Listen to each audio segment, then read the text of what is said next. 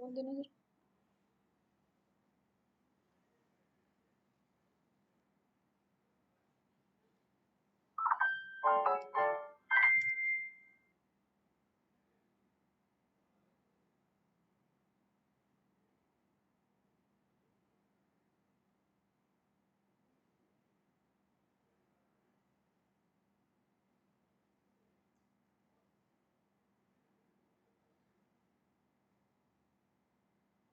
इसमें नहीं आ रही है चैट।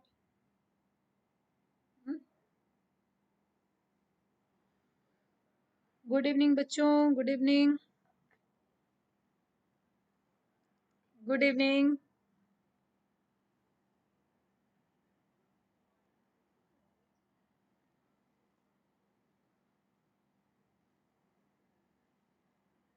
गुड इवनिंग बच्चों, गुड इवनिंग।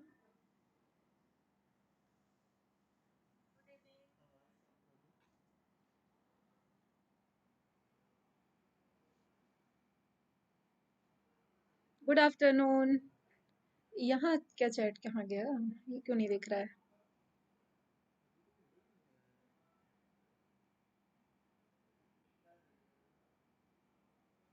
मैं बिल्कुल ठीक हूँ। Good afternoon.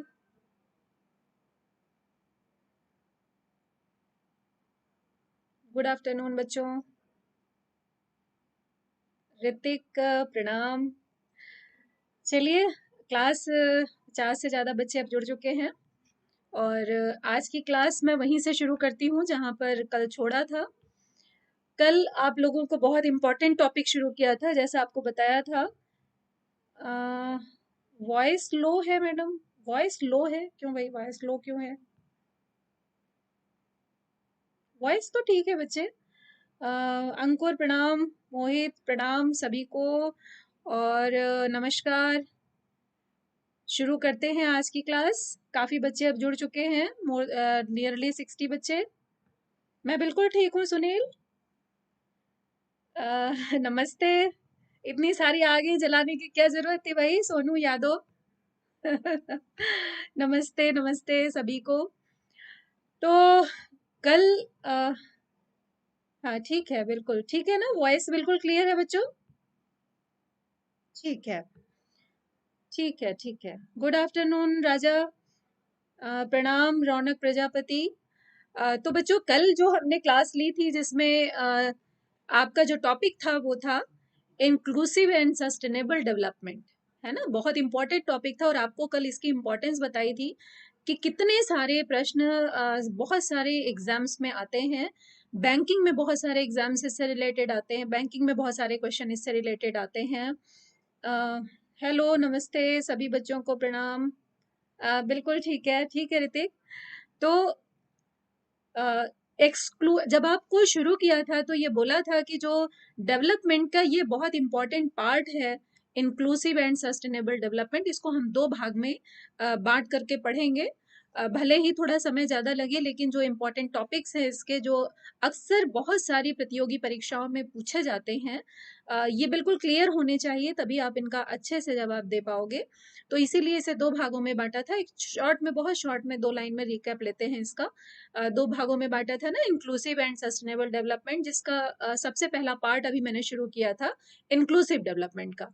और इंक्लूसिव डेवलपमेंट में जो सबसे पहला टॉपिक लिया था वो था इंक्लूजन या समावेशन। तो समावेशन को समझने के लिए सबसे पहले क्या समझना जरूरी था? अपवर्जन यानी एक्सक्लूजन क्या होता है।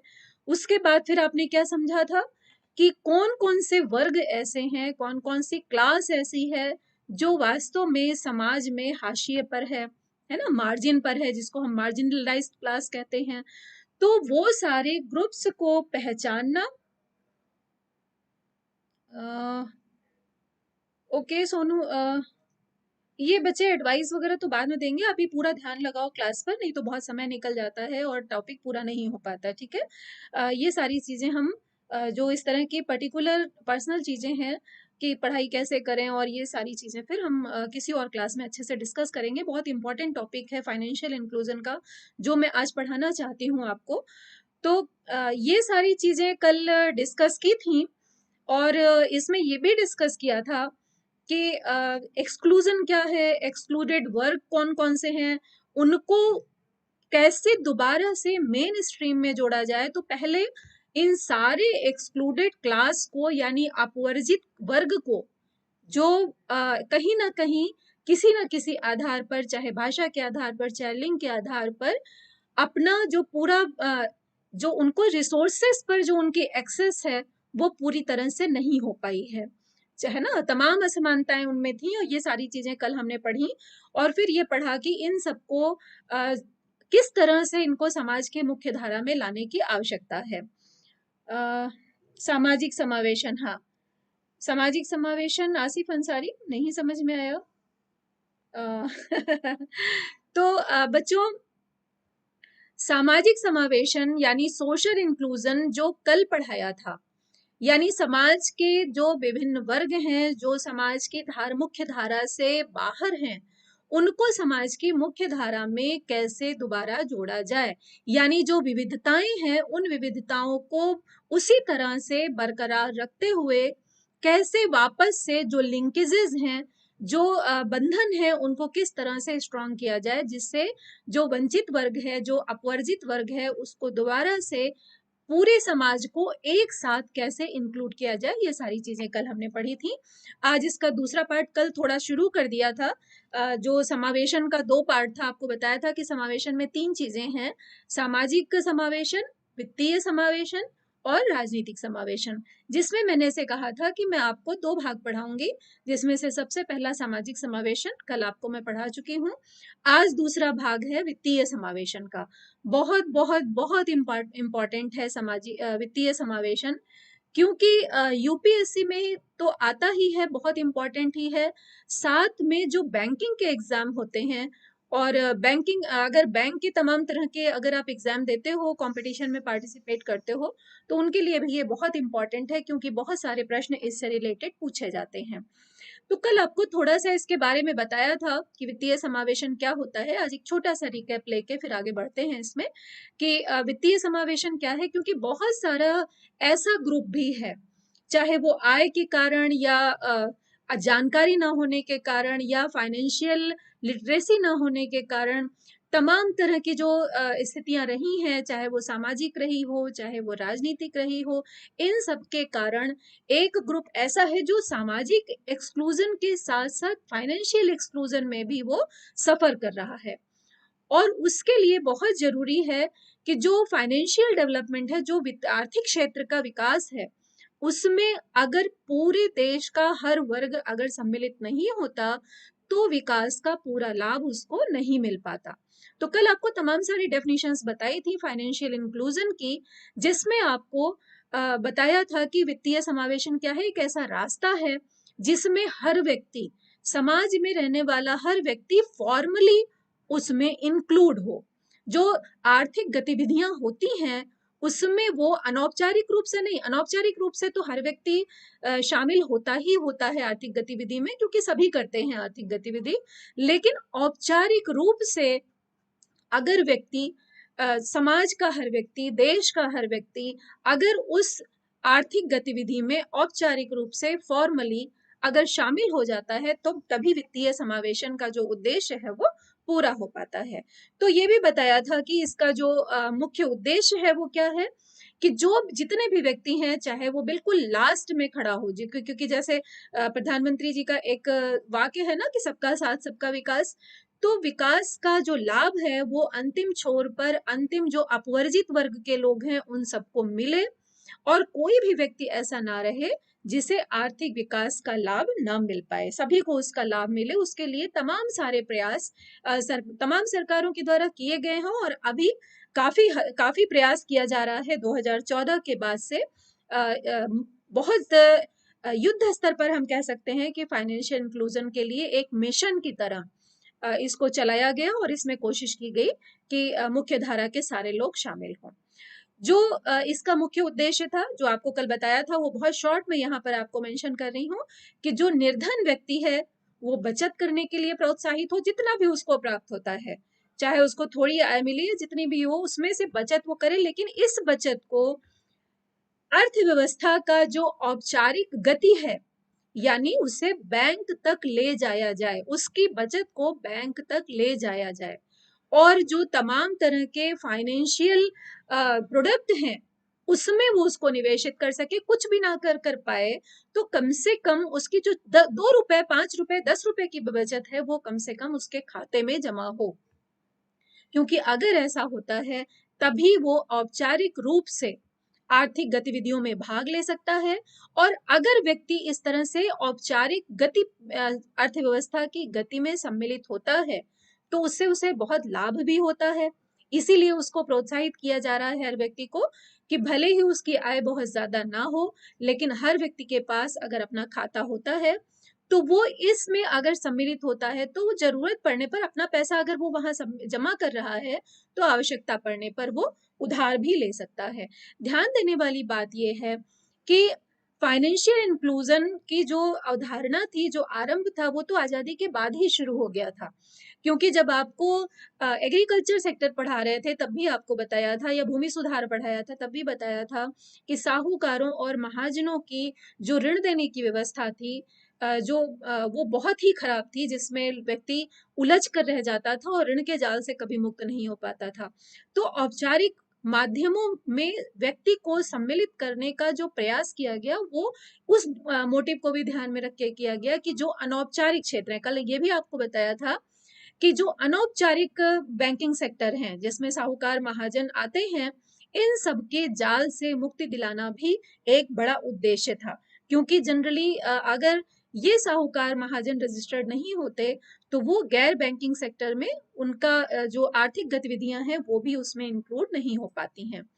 तो जल्दी से एक और रिकैप देख लेते हैं कि फाइनेंशियल इंक्लूजन में केवल बैंकिंग नहीं आता। ज्यादातर लोग कहते हैं, अगर जिनको ज्यादा जानकारी नहीं, अगर आप उनसे पूछिए तो ये कहा जाता है ना कि फाइनेंशियल इंक्लूजन या वित्तीय समावेशन का क्या तात्पर्य है, तो सिंपल कह देते हैं भाई खाता खुलना चाहिए, सबका खाता होना चाहिए, तो ये वित्तीय समावेशन है। लेकिन केवल बैंकिंग सेवाएं ही वित्तीय समावेशन में नहीं आती, उसके साथ साथ बैंकिंग सेवाओं के साथ साथ बीमा का लाभ भी सबको मिले और पेंशन का लाभ भी सबको मिले। ये 3 चीजें बहुत इंपॉर्टेंट हैं। जब भी आप वित्तीय समावेशन की बात करते हैं तो याद रखिएगा कि बैंकिंग सर्विसेज के साथ साथ इंश्योरेंस एंड पेंशन 3 चीजें सम्मिलित होती हैं। क्योंकि अभी अब आप जब देखेंगे फाइनेंशियल इंक्लूजन की जो योजनाएं हैं वो इन तीनों को ध्यान में रखकर बनाई गई हैं।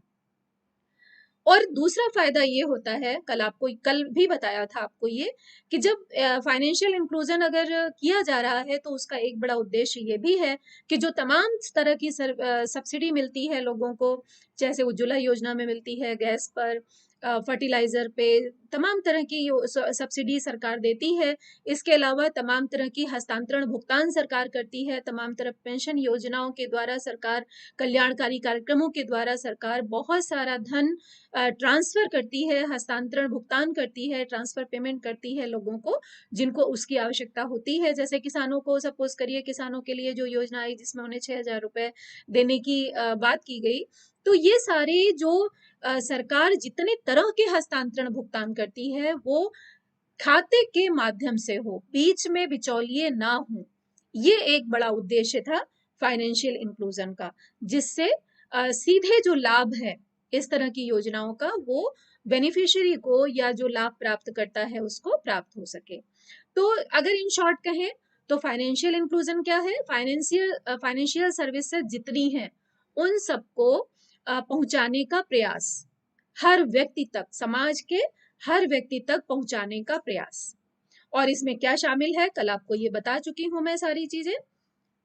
वित्त में मार्केट भी होगा जहां पर बैंक बीमा नहीं उदय, वित्त में मार्केट क्यों होगा? मार्केट तो एक्सचेंज में आता है बच्चे।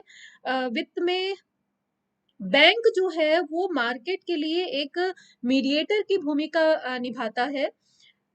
फाइनेंस तो बहुत बड़ा सेक्टर है, उस फाइनेंस में जब हम वित्तीय संस्थाओं की बात करते हैं, वित्तीय माध्यमिक संस्थाओं की बात करते हैं, तो उसमें बैंक आते हैं मार्केट, वहां पर मार्केट का रोल नहीं होता। मार्केट तो एक्सचेंज में आता है, विनिमय में आता है, जहां पर क्रेता और विक्रेता वस्तुओं और मुद्रा का लेन देन करते हैं। मार्केट को हम इसमें इंक्लूड नहीं करते इकोनॉमिक्स के पॉइंट ऑफ व्यू से, ठीक है।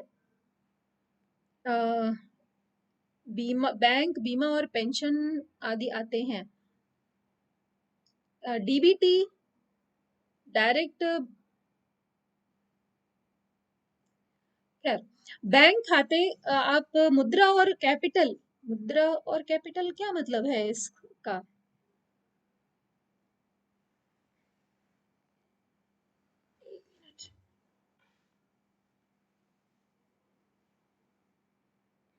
बैंक खाते, इसमें बैंक के खाते खोलना एक बहुत इंपॉर्टेंट ये सर्विस है फाइनेंशियल सर्विसेज में, जिसे इंक्लूड किया जाता है।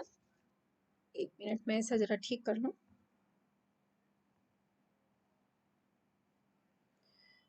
दूसरा, इसके अलावा बैंक खाते, और केवल बैंक खाते ही नहीं बल्कि फंड ट्रांसफर की जो सुविधा है वो, बीमा की सुविधा, उधार क्रेडिट लेने की यानी लोन लेने की सुविधा, ये सारी सुविधाएं फाइनेंशियल सर्विसेज के अंतर्गत आती हैं। पेंशन, जैसा अभी आपको बताया, पेंशन भी इसके अंतर्गत आती है। फिर प्रश्न ये उठता है कि आखिर क्या आवश्यकता है। कल हालांकि इसको बहुत शॉर्ट में डिस्कस कर चुके हैं।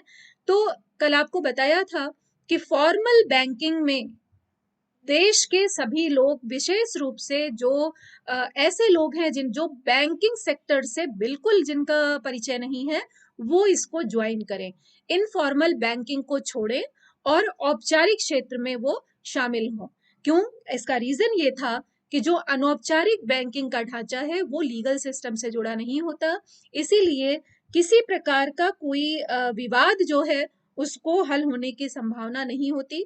जैसे अक्सर हम सुनते हैं कि साहूकार और साहूकारों के द्वारा, जो सूदखोर हैं उनके द्वारा दिए गए कर्ज के कारण किसी ने सुसाइड कर लिया, आत्महत्या कर ली, क्योंकि उन पर कोई किसी तरह की कानूनी कार्यवाही हो, उसमें बहुत सारी समस्याएं आती हैं, क्योंकि ये क्योंकि वो फॉर्मल लीगल सिस्टम से जुड़े हुए नहीं होते हैं। सामाजिक लाभ क्या होते हैं इसके, कि जो बचत की धनराशि है देश में, अगर देश की सारी जनता formal system, formal banking sector से अगर जुड़ जाती है, उदय सिंह, ये जो बैंक खाता है ना, ये जो बैंकिंग का पढ़ाई थी मैंने उसमें है, आप वहां वीडियो जाकर के देखें। जो प्लेलिस्ट है अगर आप उसमें इकोनॉमिक्स का देखेंगे तो आपको बैंकिंग से रिलेटेड जितने क्वेश्चन है ना, सबका जवाब आपको वहां पर मिलेगा। और बहुत डिटेल में 1.5 घंटे 2 घंटे, 1.5 घंटे की दो क्लासेस हैं जिसमें बैंकिंग सेक्टर पढ़ाया था। तो आप इसे अभी अगर यहाँ पर सारे क्वेश्चंस का मैं जवाब देने लगूंगी तो फाइनेंशियल इंक्लूजन खत्म नहीं हो पाएगा। तो आप, अच्छा ये है कि बैंकिंग सेक्टर, बैंकिंग जो मैंने पढ़ाई थी, मुद्रा और बैंकिंग, उस वीडियो को आप देखें, वहां पर आपको आपके सारे सवालों के जवाब मिलेंगे। अगर वो नहीं मिलते हैं वहां पर तो आप कमेंट में डालिए, मैं आपको उसका जवाब जरूर दूंगी आपको, ठीक है। तो उपलब्ध बचत जो है, जो देश में लोगों की बचत जो उनके पास, उनके हाथ में रह जाती है, उसका यूज नहीं हो पाता। तो आवश्यकता इस बात की है कि उस बचत को अगर बैंक तक पहुंचा दिया जाए तो वो धनराशि, चाहे छोटी हो या बड़ी, वो अर्थव्यवस्था की आर्थिक क्रियाओं में सम्मिलित हो जाती है, ठीक है। उसके बाद दूसरा ये है कि जो वित्तीय वित्तीय मध्यस्थ हैं, वित्तीय मध्यस्थ कौन से होते हैं? जो बैंक हैं, है ना, एनबीएफसी यानी नॉन बैंकिंग फाइनेंशियल कॉरपोरेशंस हैं, ऐसी संस्थाएं जो बैंक और बैंकिंग का काम करती हैं। इसके अलावा जरूरी नहीं बैंकिंग का काम करें, जो इंश्योरेंस से रिलेटेड काम करती हैं, नॉन बैंकिंग फाइनेंशियल कॉरपोरेशन जिनको हम कहते हैं, एनबीएफसी जिसको कहा जाता है, तो ये वित्तीय मध्यस्थता का काम करते हैं। ये क्या करते हैं कि आम जनता से धन लेते हैं और उसे निवेश करते हैं। जब निवेश करते हैं तो जो धन है वो स्ट्रीम लाइन में आता है, पूरी अर्थव्यवस्था में जो फ्लो होता है, जो प्रवाह होता है धन का, आय का, उस प्रवाह में उस धनराशि को सम्मिलित कर देते हैं। तो ऐसा होने से लाभ क्या होता है? ऐसा होने से लाभ ये होता है कि जो अनयूज्ड मनी है उसका यूटिलाइजेशन शुरू हो जाता है अर्थव्यवस्था में। बैंक पैसे लेकर नहीं भाग जाएंगे, कहाँ जाएंगे, उन पर रिजर्व बैंक का नियंत्रण होता है बच्चे। ये समझदारी इस बात की, देखिए इस तरह की चीजें तो होती जो होती हैं, सारे बैंकों के साथ ऐसा पॉसिबल नहीं है। बैंक पैसा लेकर वही भागते हैं जो जिन पर आरबीआई का नियंत्रण नहीं होता। ये भी आप जब बैंकिंग में जाएंगे ना, जो बैंकिंग का वीडियो मैंने पढ़ाया था, अगर आप उसको देखेंगे तो आपको पता होगा बैंक तमाम तरह के होते हैं, है ना। और उस बैंक में कौन से बैंक पर कितना नियंत्रण केंद्रीय बैंक का होता है, ये सारी चीजें मैंने डिस्क्राइब की हुई हैं। तो सारे बैंक इतनी आसानी से किसी भी धनराशि को लेकर के नहीं जा सकते, ठीक है। तो आगे आते हैं, वित्तीय मध्यस्थता की जो स्किल है, जो एफिशिएंसी है, वो बढ़ती है, क्योंकि जब ज्यादा धन आता है इन मध्यस्थों के पास, यानी बैंकों के पास, इंश्योरेंस की जो कंपनियां हैं उनके पास, है ना, अगर ये सब आते हैं तो उससे लाभ ये होता है कि वो उस धन को इन्वेस्ट करके, निवेश करके उसे स्ट्रीमलाइन कर देते हैं। तीसरी बात ये होती है कि अगर समाज का पूरा सभी व्यक्ति अगर इंक्लूड हो जाते हैं बैंकिंग सेक्टर से नहीं, फाइनेंस सेक्टर से, जिसमें बैंकिंग नॉन बैंकिंग दोनों तरह की कंपनियां सम्मिलित होती हैं, दोनों तरह की संस्थाएं सम्मिलित होती हैं। फिजिकल पॉलिसी नहीं बच्चे, उदय सिंह, फिस्कल पॉलिसी होती है बच्चे। फिस्कल पॉलिसी भी पढ़ा चुकी हूँ, आप पिछले वीडियोस जाके सर्च करें, ठीक है। पिछले वीडियोस प्लेलिस्ट में पड़े हुए हैं, उनमें जाकर आप सर्च करें, फिस्कल पॉलिसी बजट के साथ पढ़ा चुकी हूँ, ठीक है। तो फैसिलिटी जो है, नए बिजनेस अपॉर्चुनिटी की फैसिलिटी क्रिएट होती है, क्योंकि उधार बड़ी आसानी से वित्तीय मध्यस्थों से मिल सकता है। तो नए व्यवसायिक अवसर जो हैं उनको बनने में आसानी होती है। अब इसके बाद आते हैं, आज अभी ये नई जो टॉपिक है, ये सारी चीजें अभी तक आपको जितनी बताई, ये सब कल का छोटा सा रिकैप था, ठीक है। और आज आपको शुरू करूंगी कि क्या क्या इनिशिएटिव लिए गए हैं। तो कौन कौन से इनिशिएटिव लिए गए हैं। सबसे पहले जो एक फॉर्मल, वैसे तो इनिशिएटिव आपको जैसा बताया ना कि बहुत तरह के इनिशिएटिव लिए गए हैं आजादी के बाद से ही, क्योंकि सूदखोर और महाजनों की जो स्थिति थी, उसी से ये महसूस किया जाने लगा कि जनता के पास जो धन है नहीं है, उसी वजह से इनको ये बहुत अच्छी तरह से ये उनके जाल में फंस जाते हैं। लेकिन फॉर्मली जो एक फाइनेंशियल इंक्लूजन की बात जब से चली, वित्तीय समावेशन की, तो जो पहली योजना आई थी वो स्वाभिमान योजना थी 2012 में, लेकिन ये बहुत हद तक एग्जीक्यूट नहीं हो पाई और बहुत अधिक सफलता इसको नहीं मिली। उसके बाद जो आई वो थी स्वाभिमान जनधन आधार योजना, जिसके बारे में कल आपको जिक्र भी किया था। तो ये योजना, जनधन आधार और मोबाइल, ये फाइनेंशियल इंक्लूजन के बेस थे। जब 2014 में एक मिशन की तरह फाइनेंशियल इंक्लूजन को लिया गया, एक मिशन की तरह, है ना, वित्तीय समावेशन को सरकार ने बहुत सीरियसली इसे लेकर के जब करना आरंभ किया, तो उसमें ये तीन चीजें बहुत इंपॉर्टेंट थी। एक थी सबसे इंपॉर्टेंट, एक मिनट में जरा पेन सेलेक्ट कर लूं।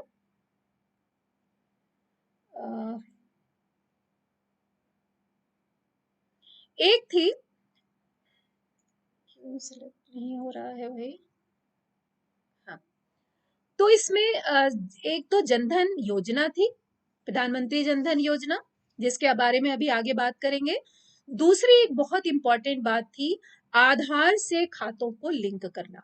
तो ये तीन बेस हैं जिनको हम जैम त्रयी कहते हैं। अगर आपसे कभी पूछा जाए किसी भी एग्जाम में कि जैम त्रयी क्या है, तो ध्यान रखिएगा, जे का मतलब है जनधन योजना, ए का मतलब है आधार लिंक्ड, और एम का मतलब है मोबाइल कनेक्टिविटी या मोबाइल बैंकिंग। ये तीन बहुत इंपॉर्टेंट बेस थे फाइनेंशियल इंक्लूजन के। वित्तीय समावेशन का जो रूप आज 2021 में दिख रहा है, इतने समय के बाद, 6-7 साल बीतने के बाद, तो निश्चित रूप से उसमें इन तीनों का बहुत बड़ा रोल था, है ना। आधार से लिंक करना, और उसके बाद जनधन योजना, प्रधानमंत्री जनधन योजना का आरंभ होना, और मोबाइल से उसको लिंक करना। तो ये तीनों बहुत इंपॉर्टेंट थे, जिसमें ये कहा गया कि जो आधार है वो फाइनेंशियल इंक्लूजन का एक बहुत इंपॉर्टेंट टूल है, क्योंकि उससे पहले हालांकि बहुत आलोचना भी उस समय सरकार की गई थी, लेकिन बाद में धीरे धीरे ये समझ में आया कि ये कितना जरूरी था और आधार लिंक्ड होने से कितना लाभ हुआ, क्योंकि जो फेक खाते ऐसे थे, एक एक व्यक्ति के पास इतने सारे खाते होते थे और कहीं उनकी पहचान जो है वो जाहिर नहीं हो पाती थी, कहीं ऐसे लोग भी होते थे जो यहाँ के नागरिक नहीं है और खाता उनका खुला हुआ होता था, तमाम तरह की ब्लैक इकोनॉमी जो है वो पैरेलल इकोनॉमी उसके साथ साथ चलने लगी थी। तो ये सारी चीजों पर भी काफी हद तक इसको कंट्रोल करने के लिए भी आधार लिंक्ड होने से बहुत लाभ हुआ। तो एक बहुत इंपॉर्टेंट टूल की तरह आधार को यूज किया गया। तो इसमें जो पहल की गई, जो जो काम किए गए, उसमें से 3-4 बहुत इंपॉर्टेंट हैं। उसमें से सबसे पहला, सबसे महत्वपूर्ण जो था वो था कि जो जब हम एक्सक्लूजन की बात कल कर रहे थे तो हमने क्या पाया था कि कुछ वर्ग ऐसा है जो समाज या विकास के पूरे लाभ नहीं ले पाया। उसमें से हमने एक्सक्लूजन में, अगर आपको याद हो, तो जितने वर्ग हमने गिने थे उसमें से एक महत्वपूर्ण क्लास कौन सी थी? गांव की, रूरल सेक्टर, है ना? रूरल सेक्टर बहुत हद तक विकास के सारे आयामों को पहुंच नहीं पाया, तो वो एक्सक्लूडेड अपवर्जित वर्ग है। उसके अलावा जो ग्रामीण है, जो किसान है, वो बहुत हद तक वंचित थे। और अगर हम ये कहें कि किस चीज के लिए वंचित थे, तो सबसे ज्यादा तो इसी बात के लिए वंचित थे। किसके लिए? फाइनेंशियल सर्विसेज के लिए। तो देश में इतने विकास होने के बाद जो फाइनेंशियल सर्विसेज का विस्तार हुआ, उसका लाभ ग्रामीण क्षेत्र को और किसानों को नहीं मिल पाया। बेटा, मेरे सारे फॉर्मल लेक्चर वीडियोस में आप प्लेलिस्ट में जाएंगे ना, चैनल के, जिस चैनल पर आप ये लाइव क्लास देख रहे हो, इस क्लास के जब आप जो वीडियोस हैं उनमें आप जाओगे तो प्लेलिस्ट में आपको इकोनॉमिक सेक्शन में आपको मेरे पुराने सारे लेक्चर्स मिलेंगे। ठीक है, अलग अलग टॉपिक पे, उसमें मेंस और प्रीलिम्स से रिलेटेड अलग अलग टॉपिक्स पे बहुत सारे लेक्चर्स पड़े हुए हैं। आप उनको वहां से ढूंढोगे तो वो सब आपको मिल जाएंगे। ठीक है, तो ग्रामीण और अर्ध शहरी क्षेत्रों में फाइनेंशियल सर्विसेज का विस्तार करने के लिए युद्ध स्तर पर प्रयास किया गया, जब जो वित्तीय समावेशन था उसको एक मिशन की तरह सरकार ने लिया और एक दृढ़ निश्चय किया कि जो अपवर्जित वर्ग है उसको फाइनेंशियल सर्विसेज में निश्चित रूप से ज्यादा सम्मिलित किया जाए। वो जिसका सबसे पहला काम जो किया गया वो यही किया गया कि गांव में जहां पर बैंकिंग सुविधाएं नहीं है, जो सेमी अर्बन क्षेत्र हैं जहां पर सुविधाएं नहीं है, वहां पर इनका विकास किया जाए। तो इनका विस्तार करने के लिए क्या क्या किया गया? इसके लिए युद्ध स्तर पर ये 2 संस्थाएं लगी। एक तो रिजर्व बैंक ऑफ इंडिया, क्योंकि केंद्रीय बैंक है, और केंद्रीय बैंक का जो उद्देश्य है वो है ही यही कि सबसे जो बैंकिंग सेक्टर है उसको, जो प्राइमरी सेक्टर है या जिधर जो प्राथमिकता वाले क्षेत्र हैं वहां उनका विस्तार किया जाए। तो रिजर्व बैंक और नाबार्ड ने मिल करके, नाबार्ड को क्यों इंक्लूड किया गया? क्योंकि नाबार्ड, आप जानते हैं, आपको बैंकिंग में मैंने पढ़ाया था, जब पढ़ाई थी तो आपको बताया था कि नाबार्ड जो है वो सबसे ज्यादा जो वित्तीय सर्विसेज हैं उनको ग्रामीण क्षेत्रों में प्रोवाइड कराने के लिए, जो कोऑपरेटिव बैंक्स या क्षेत्रीय ग्रामीण बैंक वहां पर खुले हुए हैं, उनको वित्तीय सहायता दे करके ग्रामीण क्षेत्र में वित्तीय सेवाओं के विस्तार को में महत्वपूर्ण भूमिका निभाता है। तो चूंकि नाबार्ड का काम ही यही है कि जो, जैसे अगर आप यूं समझ लो, अगर इनडायरेक्टली, डायरेक्टली तो नहीं, लेकिन एक छोटा सा रोल निभाता है, जैसे रिजर्व बैंक ऑफ इंडिया सारे बैंकों के लिए, जो कमर्शियल बैंक्स हैं उनके लिए जो रोल निभाता है शहरी क्षेत्र में, उसी तरह का छोटा सा एक रोल निभाता है नाबार्ड ग्रामीण क्षेत्र में। जो जितने जो ग्रामीण क्षेत्रों में खुली हुई कोऑपरेटिव सोसाइटीज हैं, कोऑपरेटिव बैंक्स हैं, क्षेत्रीय ग्रामीण बैंक है ना, उस उनका उसका नाबार्ड जो है वो उनको वित्तीय सहायता देता है, जिससे वो ज्यादा से ज्यादा किसानों को और ग्रामीणों को लोन फैसिलिटी प्रोवाइड करा सके। तो इसके लिए बहुत सारे प्रयास किए रिजर्व बैंक ऑफ इंडिया ने और नाबार्ड ने। उसमें क्या क्या किया कि एक तो जो बहुत रिमोट एरियाज हैं जहां पर किसी तरह की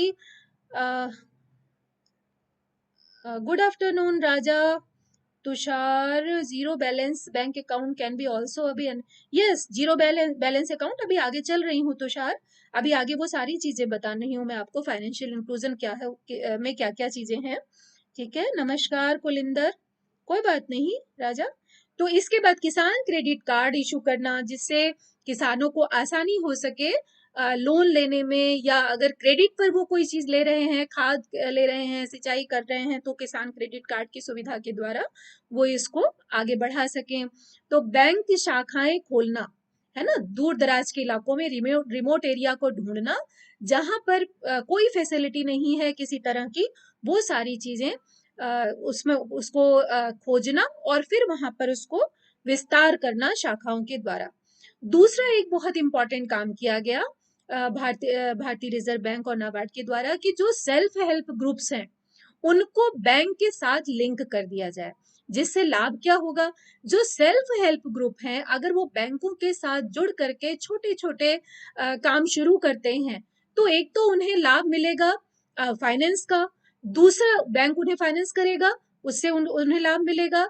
दूसरी बात ये होगी कि बैंकों का एक सोशल जो कमिटमेंट है वो भी कंप्लीट होगा, और ये जो सेल्फ हेल्प ग्रुप्स हैं ये वहां के क्षेत्र में जो ग्रामीण जनता है उसको बैंक तक लाने के लिए भी एक महत्वपूर्ण भूमिका निभा सकते हैं, है ना। क्योंकि ये सेल्फ हेल्प ग्रुप अगर ग्रामीण क्षेत्र में है तो ग्रामीण क्षेत्र की जो जनता है, चूंकि वहीं के लोगों से बना हुआ ग्रुप है, तो उन पर विश्वास करके फाइनेंशियल सर्विसेज के लिए बैंक की जो शाखा है वहां तक पहुंचेगी। तो ये सारी चीजें सोच करके ये किया गया। सलाम मोहम्मद रफी एंड विजय कुमार, मुकेश राजपूत, रीति राय नमस्ते। Banking services with insurance and pension, हाँ, फाइनेंशियल इंक्लूजन में ये तीन चीजें शामिल हैं, banking services, banking services, pension and insurance. इसके बाद क्या किया गया कि एटीएम ज्यादा से ज्यादा बढ़ाया जाए। उसका कारण क्या था, एटीएम या ऑटोमेटेड टेलर मशीन ज्यादा से ज्यादा बढ़ाने का कारण ये था कि अगर लोगों को असुविधा होती, जैसे अभी हम लोग खुद ही देखते हैं कि हम लोग बैंक की भीड़ में लाइन में लगना पसंद नहीं करते, लगता है कौन इतना, किसके पास इतना समय है। तो ग्रामीणों के पास तो और समस्या होती थी, क्योंकि उनको अपना काम जो उनका बहुत लंबे समय तक चलता था, तो समय निकाल कर बैंक तक घंटों लाइन में लगे रहना एक समस्या थी, जिसके लिए ये कोशिश किया गया कि एटीएम का नंबर अगर बढ़ता है तो उससे बहुत लाभ होगा, लोग आसानी से फाइनेंशियल सर्विसेज का यूज कर पाएंगे। उसके बाद एक ये बहुत इंपॉर्टेंट मॉडल जो है वो यूज किया गया, mediators and private sector can lead to mercantile cooperation, बिल्कुल, है ना। इसीलिए ये प्रोफेशनल एजेंट मॉडल जो है वो बैंकिंग सेक्टर में लाया गया। और जैसे एक बैंक मित्र करके, बैंक साथी मित्र करके एक योजनाएं इस तरह से चलाई गई प्रदेशों में भी, केंद्र सरकार के द्वारा ये व्यावसायिक अभिकर्ता मॉडल शुरू किया गया। जैसे एलआईसी के एजेंट होते हैं और वो जाते हैं कि भाई ठीक है इंश्योरेंस करा लो और उसका लाभ आप लो, उसी तरह से ये व्यावसायिक अभिकर्ता मॉडल जो है वो भी बैंकिंग क्षेत्र में लाया गया, कि इसके जो बिजनेस करेस्पॉन्डेंट हैं वो गांव में जाकर के, जिनके पास खाते नहीं है उनका आसानी से खाता खुलवाना, उनको बैंकों की सुविधाओं को उन तक पहुंचाना, है ना, उनसे धनराशि ला करके खातों में जमा करना, जो नहीं समय निकाल पा रहे हैं, नहीं जा पा रहे हैं, तो जो ये सारी सेवाओं के लिए एजेंटों की नियुक्ति की गई और इसको इसमें शामिल किया गया। आपने ईज ऑफ डूइंग पूरा नहीं कराया है। ईज ऑफ डूइंग मतलब ease of doing business index, नहीं मैंने करा दिया है मेरे ख्याल से, अगर नहीं कराया है शैली तो ease of doing business index मैंने बताया था कि इसमें सबसे किस स्टेट में, अगर नहीं कराया बच्चे तो मैं करा दूंगी, ओके नो प्रॉब्लम, ठीक है। अब मैं इसे नहीं होगा तो कमेंट सेक्शन में डाल दूंगी, अभी मैं इसे पूरा करा दूं। अगर मैं इसे, मैम सभी लेक्चर और कहाँ मिलेंगे, आशीष कुमार मैंने बताया कि बच्चे आप प्लेलिस्ट में जाएं चैनल की, वहां पर प्लेलिस्ट जब आप खोलेंगे तो वहां पर आपको सारी चीजें मिल जाएंगी। ठीक है, तो अभी आगे चलते हैं। इसी में एक बहुत इंपॉर्टेंट पार्ट ये है कियोस्क बैंकिंग का, है ना। जब आप बैंकिंग का एग्जाम देने जाएंगे तो कियोस्क बैंकिंग पे बहुत सारे क्वेश्चन आते हैं, ठीक है।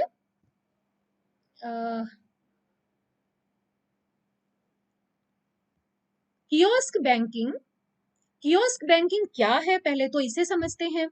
कियोस्क बैंकिंग वर्ड जो है वो, कियोस्क का मतलब ये होता है ना कि जैसे एक बूथ, है ना, एक बूथ जैसा अगर खोल लेना, जैसे जब आप वोट डालने जाते हो तो वहां पर बूथ होता है, जब आप फोन करने जाते हो तो टेलीफोन बूथ होता है ना एक, तो वो ये जो बूथ जैसी चीजें होती हैं ये एक्चुअली एक मेन सेंटर का पार्ट होती हैं, या जैसे फ्रेंचाइजी आप कह सकते हो ना, एक फ्रेंचाइजी का ही एक रूप है ये कियोस्क। तो इसके बारे में फाइनो क्या चीज है भाई, फाइनेंस के बारे में, हाँ कविता, मैं फाइनेंस, फाइनेंशियल इंक्लूजन पढ़ा रही हूँ। तो फाइनेंशियल इंक्लूजन में कियोस्क बैंकिंग, तो गांव गांव तक, हर जगह तक जहां पर बैंकिंग नहीं पहुंच पाई है वहां पर एक ये कॉन्सेप्ट लाया गया कियोस्क बैंकिंग का। ये किस लिए लाया गया कि बैंकिंग का काम थोड़ा आसान हो, क्योंकि हर बैंक हर जगह हर क्षेत्र में अपनी शाखा नहीं खोल सकता, क्योंकि लागत बहुत आती है ना। अगर वो चाहे कि हर गांव में खाता खोल दे तो पॉसिबल नहीं हो सकता, देश के हर गांव में खाता खोलना संभव नहीं है। तो उसके लिए फिर कियोस्क बैंकिंग की शुरुआत की गई और जगह जगह कियोस्क सेंटर खोले गए। अब ये कियोस्क सेंटर कौन ले रहा है, वहीं पर रहने वाला व्यक्ति ले सकता है, जो गांव में रहता है अगर वो चाहे तो वो ले सकता है, अगर वो सारी शर्तें पूरी कर रहा है तो इसके लिए ये कियोस्क बैंकिंग शुरू की गई। जैसे अलग अलग बूथ अलग अलग जगह पर खोले गए, अलग अलग सेंटर बनाए गए बैंक के, और इसके लिए ये क्षेत्र कौन सा चुना गया जहां पर, हाँ एकता मुझे भी लग रहा है, क्योंकि बहुत डिस्टरबेंस होता है इसमें, बार बार मुझे कमेंट्स देखने में फिर दिक्कत ये होती है कि मैं अपना टॉपिक पूरा नहीं कर पाती, ठीक है। तो अभी क्या है कि जहां बैंकिंग सुविधा नहीं हो, या फिर बैंक ब्रांच के अंदर बहुत भीड़ रहती हो, बहुत सारे वहां पर कस्टमर हो गए हो, तो उसके लिए फिर बूथ सेंटर बना दिए जाते हैं, कि जैसे रिमोट एरिया है, अगर वहां बैंकिंग सुविधा नहीं है तो वहां पर इस तरह का सेंटर बना दिया जाए, या फिर एक बड़ा बैंक है जहां पर बहुत सारे कस्टमर हैं तो उसके आसपास के क्षेत्र में कहीं पर इस तरह का बूथ सेंटर बना दिया जाए, तो जिससे वहां पर सर्विसेज भी आसानी से ग्राहकों को मिल सके और उन्हें भी सुविधा हो और बैंक को भी थोड़ा आसानी हो अपना काम करने में। कियोस्क बैंकिंग जो है वो सबसे पहले रिजर्व बैंक ऑफ इंडिया के द्वारा स्टेट बैंक के माध्यम से, क्योंकि reserve bank of India RBI जो है वो खुद अपनी शाखा तो खुलता नहीं, तो 2006 में ये कॉन्सेप्ट शुरू किया गया था और सबसे पहले स्टेट बैंक ने कियोस्क बैंकिंग शुरू की थी, जिसमें तमाम सारे सेंटर ऐसी जगहों पर स्टेट बैंक ने खोले थे जहां पर किसी तरह का कोई सेंटर या बैंक की कोई शाखा नहीं थी। उसके बाद दूसरे नंबर पर फिर जो दूसरे नंबर पर था वो बैंक ऑफ इंडिया था, उसने भी कियोस्क बैंकिंग आरंभ कर दी थी। अब प्रश्न ये उठता है कि इसमें क्या सुविधाएं दी जाती हैं, तो इसमें पूरी शाखा की तरह तो पूरी सुविधा नहीं मिलती, जैसे बैंक शाखा है वो बहुत सारी सुविधाएं देती है अपने ग्राहकों को, उतनी सुविधाएं तो नहीं मिलती, लेकिन जो बहुत इंपॉर्टेंट फाइनेंशियल एक्टिविटीज हैं वो सारी सुविधाएं इन सेंटरों के माध्यम से, कियोस्क बैंक्स के माध्यम से, इन बूथ सेंटर्स के माध्यम से की जा सकती हैं। जैसे आप खाता खोल सकते हैं, खाते को ऑपरेट कर सकते हैं, तो खाते में आप नकद जमा कर सकते हैं, पैसा निकाल सकते हैं, है ना। उसके अलावा आरडी खुल सकती है, आरडी खोलने की भी सुविधा, जैसे बचत बैंक अगर आप खोलते हैं, बचत खाता खोलते हैं, तो आरडी खोलने की सुविधा भी मिल सकती है। और साथ ही साथ एक बहुत इंपॉर्टेंट सुविधा है कि अगर आप दूर बैठे अपने किसी रिश्तेदार या मित्र या किसी को भी अगर आप पैसा ट्रांसफर करना चाहते हैं तो उसकी सुविधा भी यहाँ पर कियोस्क बैंकिंग के थ्रू आप कर सकते हैं। तो ये बहुत इंपॉर्टेंट सुविधाएं हैं जो जनरली बैंक की मेन स्ट्रीम में, मेन फाइनेंशियल एक्टिविटीज में काउंट होती हैं। इसके अलावा जो सुविधाएं बैंक देता है वो तो होती ही होती हैं, लेकिन ये जो 4 सुविधाएं हैं ये बहुत इंपॉर्टेंट है, जनरल फाइनेंशियल सर्विसेज हैं, जो अगर कियोस्क सेंटर के माध्यम से भी अगर किसी को मिल रही हैं तो ये बहुत इंपॉर्टेंट है। फिर ऑनलाइन पेमेंट करना, ये भी और चालान, ये दो चीजें भी बहुत इंपॉर्टेंट है। अगर ये सुविधाएं कियोस्क बैंक के माध्यम से मिल रही हैं तो हम ये कह सकते हैं कि लगभग 60 to 70% फाइनेंशियल सर्विसेज जो है वो इस कियोस्क बैंक के माध्यम से मिलती है। अगर आप ध्यान दीजिए तो आपको लगेगा ना यहाँ से क्या सुविधा नहीं मिल रही है।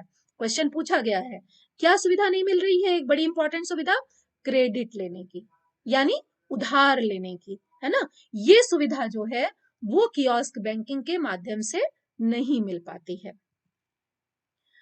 तो ये इतना जो सारी चीजें आपको मैंने बताई वो सब पहला पार्ट जो था जिसमें ये था कि ग्रामीण क्षेत्र में या अर्ध शहरी क्षेत्रों में शाखाओं का विस्तार करना, चाहे वो कियोस्क बैंकिंग के माध्यम से हो, चाहे रिमोट एरिया में तमाम सारी ब्रांचेस के माध्यम से हो, चाहे एटीएम के माध्यम से हो, चाहे बिजनेस अभिकर्ता जो है उनको बढ़ाने, उनकी संख्या बढ़ाने के माध्यम से हो। तो ग्रामीण क्षेत्र जो अपवर्जित है, जो एक्सक्लूडेड है फाइनेंशियल सर्विसेज से, उसको सब मुख्य धारा में इंक्लूड करने के लिए सबसे पहला और बड़ा काम किया गया था ग्रामीण क्षेत्रों में बैंकिंग सुविधाओं का विस्तार, जिसके लिए ये सारे पॉइंट्स अभी तक आपने पढ़े। ठीक है। हाँ, आरडी अकाउंट क्वेश्चन मार्क क्यों लगाया है पूनम? आरडी का मतलब होता है बच्चे रिकरिंग डिपॉजिट। रिकरिंग डिपॉजिट यानी हर महीने कुछ पैसा जमा करना, है ना, उसको आरडी कहते हैं। आवर्ती खाता हिंदी में कहते हैं, जिसमें एक फिक्स अमाउंट होता है जो हर महीने जब आप जमा करते हो कुछ समय के लिए निश्चित समय होता है। ठीक है। तो डिजिटल पेमेंट दूसरा जो सबसे ज्यादा जोर सरकार ने दिया फाइनेंशियल इंक्लूजन में, वो दिया उसके बाद डिजिटल पेमेंट को बढ़ाने के लिए बहुत सारे उपाय किए 2014 के बाद से, जब फाइनेंशियल इंक्लूजन को एक मिशन की तरह सरकार ने लिया। और डिजिटल पेमेंट को बढ़ावा देने के लिए बहुत सारे उपाय जो किए गए थे उसमें से कुछ यहाँ पर मैं आपके सामने रख रही हूँ, जिसमें से सबसे पहला, जिस पर बहुत बहुत क्वेश्चन आता है, आपको बताया ना कि फाइनेंशियल इंक्लूजन के 3 बेसिक पार्ट थे, जनधन, आधार और मोबाइल बैंकिंग। तो मोबाइल बैंकिंग से डिजिटल पेमेंट को ज्यादा से ज्यादा किया जाए, जिससे ट्रांसपेरेंसी बढ़े और नकद लेन देन कम से कम हो। जितना नकद लेन देन कम से कम होगा उतना ही देश की अर्थव्यवस्था को लाभ मिलता है। आप पूछेंगे कि इससे क्या लाभ मिलता है, तो उससे लाभ ये मिलता है कि जो डिजिटल पेमेंट है वो एक तो ट्रांसपेरेंट होता है, उसके अलावा जितने ट्रांजेक्शन्स होते हैं वो सब डेटाबेस में आ जाते हैं। नकद लेन देन में तो बहुत सारे ऐसे हो जाते हैं कि जो डेटाबेस में नहीं आ पाते, है ना। तो इसके लिए डिजिटल पेमेंट को ज्यादा से ज्यादा बढ़ाने का प्रयास सरकार ने किया। अब उसके लिए क्या क्या किया, इसमें से कुछ एक मैं आपको बता रही हूँ। जैसे बहुत सारी बैंकिंग एग्जाम्स में भी ये क्वेश्चन पूछा गया है कि जो यूपीआई है उसका, जिसको हम फुल फॉर्म में कहते हैं unified payment interface, unified payment interface किसके द्वारा शुरू किया गया? तो किसके द्वारा शुरू किया गया? याद रखिएगा, भारतीय राष्ट्रीय भुगतान निगम। ये एक कॉरपोरेशन है, जैसे एलआईसी एक कॉरपोरेशन है, लाइफ इंश्योरेंस कॉरपोरेशन, है ना। उसी तरह से ये एक निगम है, भारतीय राष्ट्रीय भुगतान निगम, national payment corporation of India, जिसने यूपीआई आरंभ करने के लिए पहल की। यूनिफाइड पेमेंट इंटरफेस जो एक सिंगल विंडो भुगतान प्रणाली है। और आज, उस समय जिस समय शुरू हुई थी उस समय तो बड़ा मुश्किल लगता था, लेकिन आज तमाम सारे ऐप के माध्यम से, जिसमें भीम ऐप जो सरकार ने खुद बनाया था, देश ने खुद उसे जो फाइनेंस मिनिस्ट्री है उसके थ्रू ही से लॉन्च किया गया था। तो भीम ऐप के माध्यम से, जिसे यूपीआई के अंतर्गत जिसको रखा जाता है, बहुत ज्यादा पेमेंट करने की कोशिश की गई। और अब बहुत हद तक, जब से आप देख रहे हैं कि जब से ये पैंडेमिक का समय आया तब से डिजिटल पेमेंट जो है वो डेटा बताते हैं कि बहुत हद तक बढ़ा है। तो उसमें भीम ऐप इंक्लूड किया गया, उसको ज्यादा से ज्यादा उसको बढ़ावा देने की कोशिश की गई। दूसरी बात जो, जैसा आपको बोला, डिजिटल पेमेंट के साथ साथ आधार लिंक्ड योजनाएं ज्यादा से ज्यादा यूज करने की कोशिश की गई। महिला बैंक, हाँ उदय महिला बैंक और माइक्रो फाइनेंस बैंक भी इसके अंतर्गत आते हैं सारे। तो आधार सक्षम भुगतान प्रणाली लाने के लिए, आधार सक्षम बैंक खाते खोलने के लिए, और इसमें एक चीज आधार लिंक्ड सारी चीजें, आपको बोला ना कि सारे खाते वो आधार से लिंक्ड हो, पेमेंट जितने हो वो आधार से लिंक्ड हो, तो सारे ट्रांजैक्शन का रिकॉर्ड सरकार के पास अच्छी तरह से आ जाएगा। दूसरा एक चीज यहाँ पर एक बड़ा इंपॉर्टेंट टर्म है, वो है माइक्रो एटीएम। माइक्रो एटीएम की शुरुआत की गई। अब ये माइक्रो एटीएम क्या है, माइक्रो एटीएम का यूज कैसे किया जाए? तो माइक्रो एटीएम के लिए एक माइक्रो एटीएम क्या है, एक ऐसी छोटी सी डिवाइस होती है, जैसे जब आप पेमेंट कार्ड से पेमेंट करते हो, डेबिट कार्ड से किसी दुकान पर जाते हो, तो वो एक मशीन जैसा होता है जिसमें वो उसको लगा करके खींचते हैं, जिसको हम पीओएस कहते हैं, है ना। होता उसी के जैसा है, लेकिन अंतर दोनों में क्या है? अंतर ये है कि जो माइक्रो एटीएम है उससे आप पैसा निकाल सकते हो। पीओएस में तो क्या होता है, केवल आप पेमेंट कर सकते हो। जब आप दुकान पर जाते हो, वहां पर जो मशीन रखी होती है, वहां तो आप केवल उस टर्मिनल पर आप केवल पेमेंट कर सकते हो। लेकिन जो माइक्रो एटीएम है, उस माइक्रो एटीएम से आप पैसे निकाल भी सकते हो। और ये किसके पास रहता है? ये इसके लिए तमाम ऐसे अभिकर्ता चुने गए, उसमें कोई किराने वाला भी हो सकता है। जैसे गांव में मान लीजिए किराने की एक दुकान है, सपोज करिए वहां पर कोई छोटी, मान लीजिए कोई डेयरी है, या फिर कोई एक टेलर की दुकान है, या फिर कोई भी इंस्टीट्यूशन ऐसा है वहां पर जहां पर ये माइक्रो एटीएम लग सकता है। यानी उसको चलाने वाला व्यक्ति माइक्रो एटीएम अपने पास खुद रजिस्टर्ड होके माइक्रो एटीएम ले सकता है। यानी वहीं पर रहने वाला जो लोकल व्यक्ति है, उस इसको अ, इसको जो वहीं पर रहने वाला व्यक्ति है, वो उसको यूज कर सकता है माइक्रो एटीएम को। तो अब ये इसको क्यों किया गया? क्योंकि जो रिमोट एरियाज हैं वहां पर जो बड़े बड़े एटीएम्स हैं उनको लगाना संभव नहीं था, क्योंकि जो एटीएम स्टेब्लिशमेंट करने की लागत है वो बहुत ज्यादा आती, लाखों में आती है। लेकिन जो माइक्रो एटीएम है, चूंकि एक छोटी मशीन होती है, तो वो 30 से 40 हजार के अंदर अंदर ही आ जाती है, और ये कहीं भी मूवेबल होती है, कहीं भी ले जाई जा सकती है। तो खर्चे बचाने के लिए, क्योंकि गांव में ट्रांजैक्शन इतना ज्यादा नहीं था, अगर लाखों की मशीन एटीएम अगर कहीं स्थापित होता है, तो इसलिए होता है क्योंकि वहां पर जो पैसा निकालने, जो पैसा जमा करना और निकालना बहुत ज्यादा जहां पर होता है, वहां पर वो कॉस्ट एफिशिएंट है। लेकिन जहां पर बहुत ज्यादा ट्रांजैक्शन नहीं है, वहां पर इसका यूज करना बहुत यूजफुल नहीं होगा। तो इसलिए अ, इसी को ध्यान में इसी को ध्यान में रखते हुए ये किया गया। उदय अभी लास्ट में आएगा, रिटेल बैंकिंग भी आएगी। थोड़ा सा आप पेशेंस रखिए। दूसरी बात, रिटेल बैंकिंग भी बैंकिंग में पढ़ाई थी। आप सारे क्वेश्चन जो पूछ रहे हो बच्चों, वो बच्चे उदय खास तौर से आप जितने क्वेश्चन पूछ रहे हो, सारे के सारे आप बैंकिंग सेक्टर के पूछ रहे हो, और मैं यहाँ पर फाइनेंशियल इंक्लूजन पढ़ा रही हूँ, ठीक है। बैंकिंग सेक्टर के आपके जितने क्वेश्चन हैं बहुत डिटेल में बैंकिंग के वीडियोस में दिए हैं। महिला बैंक के बारे में भी दे चुकी हूँ, रिटेल बैंकिंग भी दे चुकी हूँ, शेयर मार्केट का थोड़ा पार्ट मैं बता चुकी हूँ, ज्यादा नहीं बताया है, लेकिन थोड़ा सा पार्ट इसका भी मैं इसमें डिटेल में आपको बता चुकी हूँ। तो आप एक बार मुझे लगता है डिजिटल पेमेंट, हाँ मोहम्मद रफी, बिल्कुल सुरक्षित है। अगर आप अपना पिन अगर सुरक्षित रखते हैं तो डिजिटल पेमेंट में कोई प्रॉब्लम नहीं है। प्रॉब्लम वहीं पर होती है जहां पर आप थोड़ा सा लापरवाही कर जाते हैं, है ना। जब पिन अगर कोई किसी और की जानकारी में आ जाता है, बाकी तो सुरक्षा जो है वो इन जनरल तभी असुरक्षित होती है जब पिन आप किसी को बता देते हो या पिन आपका चोरी हो जाता है, नहीं तो ये माइक्रो एटीएम में, हाँ माइक्रो एटीएम में लिमिट है, अभी बता रही हूँ।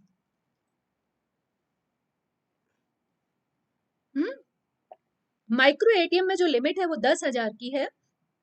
इससे ज्यादा का ट्रांजैक्शन जो है उसमें फिलहाल एक बार में नहीं हो सकता है, ठीक है। उसके अलावा जो एक और बहुत इम्पोर्टेंट कोड सरकार ने शुरू किया वो था Bharat QR code. Bharat QR code, Bhim app जिसको यूपीआई कहते हैं, जो ये सारी चीजें जो सरकार के द्वारा आरंभ की गई उनको मैंने खास तौर से इसमें लिया है। माइक्रो एटीएम, और इसके बाद जो ये तो सारी ऐसी चीजें हैं जो इंटरनेट के माध्यम से चलती हैं। ऑफलाइन लेन देन के लिए भी, यानी जहां पर, क्योंकि बहुत क्रिटिसाइज किया गया और कहा गया भाई गांव के क्षेत्र तो ऐसे हैं जहां पर नेट सुविधा नहीं है ना। तो अगर नेट सुविधा नहीं है तो ये कैसे सारी चीजें कैसे हो पाएंगी, डिजिटल पेमेंट जो है वो गांव के क्षेत्र में कैसे होगा। तो उसके लिए फिर क्या लाया गया, उसके लिए लाया गया यूएसएसडी। बैंकिंग में ध्यान रखिएगा, इस पर भी बहुत क्वेश्चन आते हैं बैंकिंग कंपटीशन एग्जाम में, जिसका फुल फॉर्म है अनस्ट्रक्चर्ड यानी अवसंरचनात्मक, सप्लीमेंट्री यानी पूरक, सर्विस यानी सेवा, और डेटा, इसको शॉर्ट में कहा गया यूएसएसडी। ये ऑफलाइन लेन देन को सक्षम बनाता है। अब आपको लगता होगा ये कैसे होता है, तो ये कोड के थ्रू होता है। जो बीआर कोड, अभी भारत क्यूआर कोड आपने देखा, ये सारी चीजें कोड के माध्यम से होती हैं। अगर ये मैं आपको और थोड़ा आसानी से बताऊं तो कोड क्या है, जैसे आपको सपोज करिए कि मान लीजिए आपको अपना बैलेंस पता करना है, तो आप क्या करते हो, आप *123 और हैशटैग लगा के आप उसे सेंड करते हो। उसके लिए किसी नेट की जरूरत तो नहीं होती है ना। तो ये कहलाती है कोडिंग के थ्रू किसी चीज से कनेक्ट होना। तो उसी तरह से ऑफलाइन लेन देन के लिए ये यूएसएसडी कोड शुरू किया गया। इस कोड के माध्यम से, कोड सबका अलग अलग हिसाब से, अलग अलग सेवाओं के हिसाब से है, तो इंटरनेट के बिना भी मोबाइल बैंकिंग यूएसएसडी के माध्यम से, जो एक तरह का कोड है, कोई चीज अगर आपको पता लगानी हो तो इसके माध्यम से, उस कोड के माध्यम से आप जान सकते हो और पेमेंट कर सकते हो। उसके बाद जो तीसरा सबसे इंपॉर्टेंट काम किया गया, यानी दो बहुत इंपॉर्टेंट काम किए गए इंक्लूजन में, एक तो ग्रामीण क्षेत्रों में शाखाओं का विस्तार करना, दूसरा काम किया गया डिजिटल पेमेंट को बढ़ावा देने के लिए तमाम सारे उपाय करना। और इन सब में हाँ दीपक, जैसे अभी आपने लिखा है ना *99 हैशटैग, इसी तरह से जो कोड हैं उन तमाम सारे कोड का यूज करके, हाँ ये भीम में ऑफलाइन के लिए ये यूज किया जाता है *99 हैशटैग। तो ये कोडिंग के माध्यम से, वैसे भीम ऐप का थ्रू जो है आप नेट के माध्यम से, इंटरनेट के माध्यम से भी कर सकते हो, और जब आप इंटरनेट नहीं है आपके पास तो आप इन कोड के माध्यम से, भारत क्यूआर कोड में भी यही करते हैं, कोड के माध्यम से भी उसका पेमेंट कर सकते हैं। तो वित्तीय साक्षरता बढ़ाना तीसरा महत्वपूर्ण कदम था फाइनेंशियल इंक्लूजन में सरकार का। उसके लिए भी बहुत सारे उपाय सरकार ने किए, बहुत सारे सेमिनार, बहुत सारे वर्कशॉप्स, और उसके अलावा एक पूरा प्रोजेक्ट ही लॉन्च किया आरबीआई ने, जिसको नाम ही दिया उन्होंने फाइनेंशियल लिटरेसी। फाइनेंशियल लिटरेसी का अगर हम मतलब समझें तो ये है कि जैसे हमें डिजिटल पेमेंट करना है तो बैंक के लोगों के द्वारा सिखाना कि कैसे आप ये पेमेंट कर सकते हो, है ना। तो उसके लिए तमाम जगह कैनोपी लगाई जाती है बैंकों की, उन लोगों को सिखाया जाता है कि कैसे आप डिजिटल पेमेंट कर सकते हो, कैसे आप ऑनलाइन पेमेंट कर सकते हो। तो ये सारी चीजें या जो भी चीजें, जो भी बैंकिंग सर्विसेज से रिलेटेड चीजें हैं, अपना चेक अगर आपको भरना है तो चेक आप कैसे भरते हो, ये सारी चीजें आप तभी सीख पाते हो। या आपको विड्रॉल करना है, बहुत सारे जैसे बहुत सारे बच्चों से मैं मिलती हूँ तो मैं देखती हूँ बहुत सारे बच्चे ऐसे हैं जो जिनका खाता जब तक नहीं था तब तक उन्हें पता ही नहीं था कि चेक कैसा होता है, चेक से पेमेंट कैसे होता है। तो वो तभी हो पाता है जब वो लिंक्ड होते हैं बैंक खातों से। तो इसके लिए बहुत तेजी से योजना बना करके, फाइनेंशियल इंक्लूजन की योजना बना के, फाइनेंशियल लिटरेसी की योजना बना करके आरबीआई ने, जैसे जैसे ये विस्तार आरंभ हुआ, आरबीआई ने तमाम उपाय किए जिसके माध्यम से लोगों को उसको सिखाया जा सके। उसका उद्देश्य यही था कि जो एक्सक्लूडेड वर्ग है, एक्सक्लूडेड में जैसे स्कूल कॉलेज जाने वाले बच्चे हैं, इसीलिए बहुत तेजी से जीरो बैलेंस खाते स्कूल के बच्चों के खुलवाए गए कि जिससे उनको खातों के बारे में जानकारी हो सके और वो वित्तीय जो सुविधाएं हैं उनको समझ सके। उनको समझ करके उनका प्रयोग तो वो बाद में भी करेंगे, लेकिन अभी कम से कम जो फाइनेंशियल सर्विसेज हैं, कैसे काम बैंक कामकाज करते हैं, उनसे रिलेटेड जो चीजें हैं उन्हें अच्छी तरह जान सके। उसमें महिलाएं हैं, गांव के लोग अभी भी बहुत हिचकते हैं गांव जाने में, इसीलिए गांव बैंक जाने में कि उन्हें लगता है कि हमारा कौन भरेगा ये विथड्रॉल फॉर्म, कौन भरेगा, है ना। तो ये सारी चीजें उसमें की गई। लेकिन माइक्रो एटीएम में जो सबसे इम्पोर्टेंट बात थी वो ये थी कि उसको यूज इस तरह से किया गया कि वो जो लोगों के अंगूठे हैं उससे उनकी पहचान लिंक की गई और उसके बायोमेट्रिक के माध्यम से उसे यूज किया गया, जिसकी वजह से इसे जो डिजिटल पेमेंट है और जो फाइनेंशियल सर्विसेज हैं वो आसानी से गांव के लोगों तक पहुंच सकें। ग्रामीण और शहरी क्षेत्र, अब यहाँ पर अगर आप ये देखिए कि जो ये नीले रंग से मैंने अंडरलाइन कर रखा है, ये वो सारा वर्ग है। कौन सा वर्ग आपको याद है जो कल पढ़ाया था, जो एक्सक्लूडेड है ना, जो मेन स्ट्रीम से, मेन स्ट्रीम किस चीज की, डेवलपमेंट की। क्योंकि जब डेवलपमेंट हुआ, विकास हुआ और फाइनेंशियल ग्रोथ हुई, ठीक है, बैंकिंग सुविधा बढ़ी, लेकिन अभी भी बहुत सारा ऐसा वर्ग है जो हाँ, फोन पे ऑफलाइन लेन देन होता है, अभी बताया ना, यूएसएसडी के माध्यम से, कोड के माध्यम से, मोहम्मद रफी, कोड के माध्यम से, भारत क्यूआर कोड के माध्यम से भी होता है। भीम ऐप में भी अभी जैसा बताया इन्होंने ना, *99 हैशटैग के द्वारा ऑफलाइन आप पेमेंट कर सकते हैं, ठीक है, लेन देन होता है उसके माध्यम से। तो स्कूल और कॉलेज जाने वाले बच्चे, महिलाएं हैं, ग्रामीण क्षेत्र है और शहरी क्षेत्र में भी जो निर्धन वर्ग है, ये सब, या फिर सीनियर सिटीजन है, ये सारे अपवर्जित वर्ग में आते हैं, एक्सक्लूडेड क्लास में। तो इनको इंक्लूड करने के लिए, क्योंकि ये सब जैसे वरिष्ठ नागरिक हैं, कहते हैं क्या वरिष्ठ नागरिक एक्सक्लूडेड है, रीजन ये है, उसका कारण ये है कि वरिष्ठ नागरिक चूंकि एक उम्र अपनी बिता चुके हैं, तो जो नई नई टेक्निक्स आई हैं उनकी बहुत ज्यादा जानकारी उनको नहीं रहती है। तो उन नई तकनीकों के बारे में उनको जानकारी उपलब्ध कराना, यही तो वित्तीय साक्षरता है ना। जो नई नई तरीके हैं, नए नए पेमेंट के तरीके हैं, भुगतान के तरीके हैं, अपने को कैसे लिंक करें उन ऐप के माध्यम से। अभी जैसे क्या है, अगर आपका खाता है तो जैसे एसबीआई में खाता है, आप योनो एसबीआई डाउनलोड कर लो, तो आपको खाता आपके हाथ में है, पूरे मोबाइल में आपका पूरा खाता है, आपको बैंक जाने की जरूरत ही नहीं है। आपका बैंक में कितना बैलेंस है, कहाँ आपने कब पेमेंट किया, कितना पेमेंट आपको आया, ये सब आपको घर बैठे आपके मोबाइल पर मिल रहा है। तो बैंकों ने जो ये टेक्निकल चीजें डेवलप की, उसकी जानकारी लोगों को उपलब्ध कराना ही वित्तीय साक्षरता है। तो इसके लिए बहुत सारे काम रिजर्व बैंक ने किए इस प्रोजेक्ट के माध्यम से। दूसरे दो बहुत इंपॉर्टेंट संस्थाएं थी, जिसमें एक का नाम आप यहाँ पर देख रहे हैं, सेबी, है ना, जिसको हम कहते हैं भारतीय प्रतिभूति और विनिमय बोर्ड, जिसका मुख्य काम होता है सेंसेक्स में, लेकिन और national institute of securities markets, ये दोनों एक कहाँ एक्टिव होती हैं, जो शेयर मार्केट है। लेकिन इन्होंने वित्तीय साक्षरता सबको समझने के लिए एक, और खास तौर से इनको उन्होंने टारगेट किसको किया, जो स्कूल कॉलेज जाने वाले बच्चे हैं, और उसके लिए उनमें बहुत अच्छे से समझ विकसित करने के लिए फाइनेंशियल लिटरेसी की जीएसटी को शामिल करेंगे मैम जी, मतलब जो जो जो ये जो एक कार्यक्रम इन्होंने लॉन्च किया सेबी ने और एनआईएसएम ने, वो था पॉकेट मनी। पॉकेट मनी के माध्यम से जो बच्चे हैं वो अपनी छोटी छोटी बचतें इनके इसमें खातों में खोलें और खातों में जमा करें, और वहां से उनको बहुत सारे इंसेंटिव देने का काम इस प्रोजेक्ट के माध्यम से सेबी और एनआईएसएम ने किया।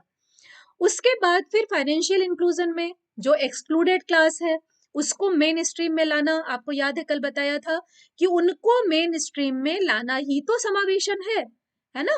तो फाइनेंशियल समाज में शामिल करना, सामाजिक समावेशन, फाइनेंस की स्ट्रीम में शामिल करना, फाइनेंशियल इंक्लूजन या वित्तीय समावेशन।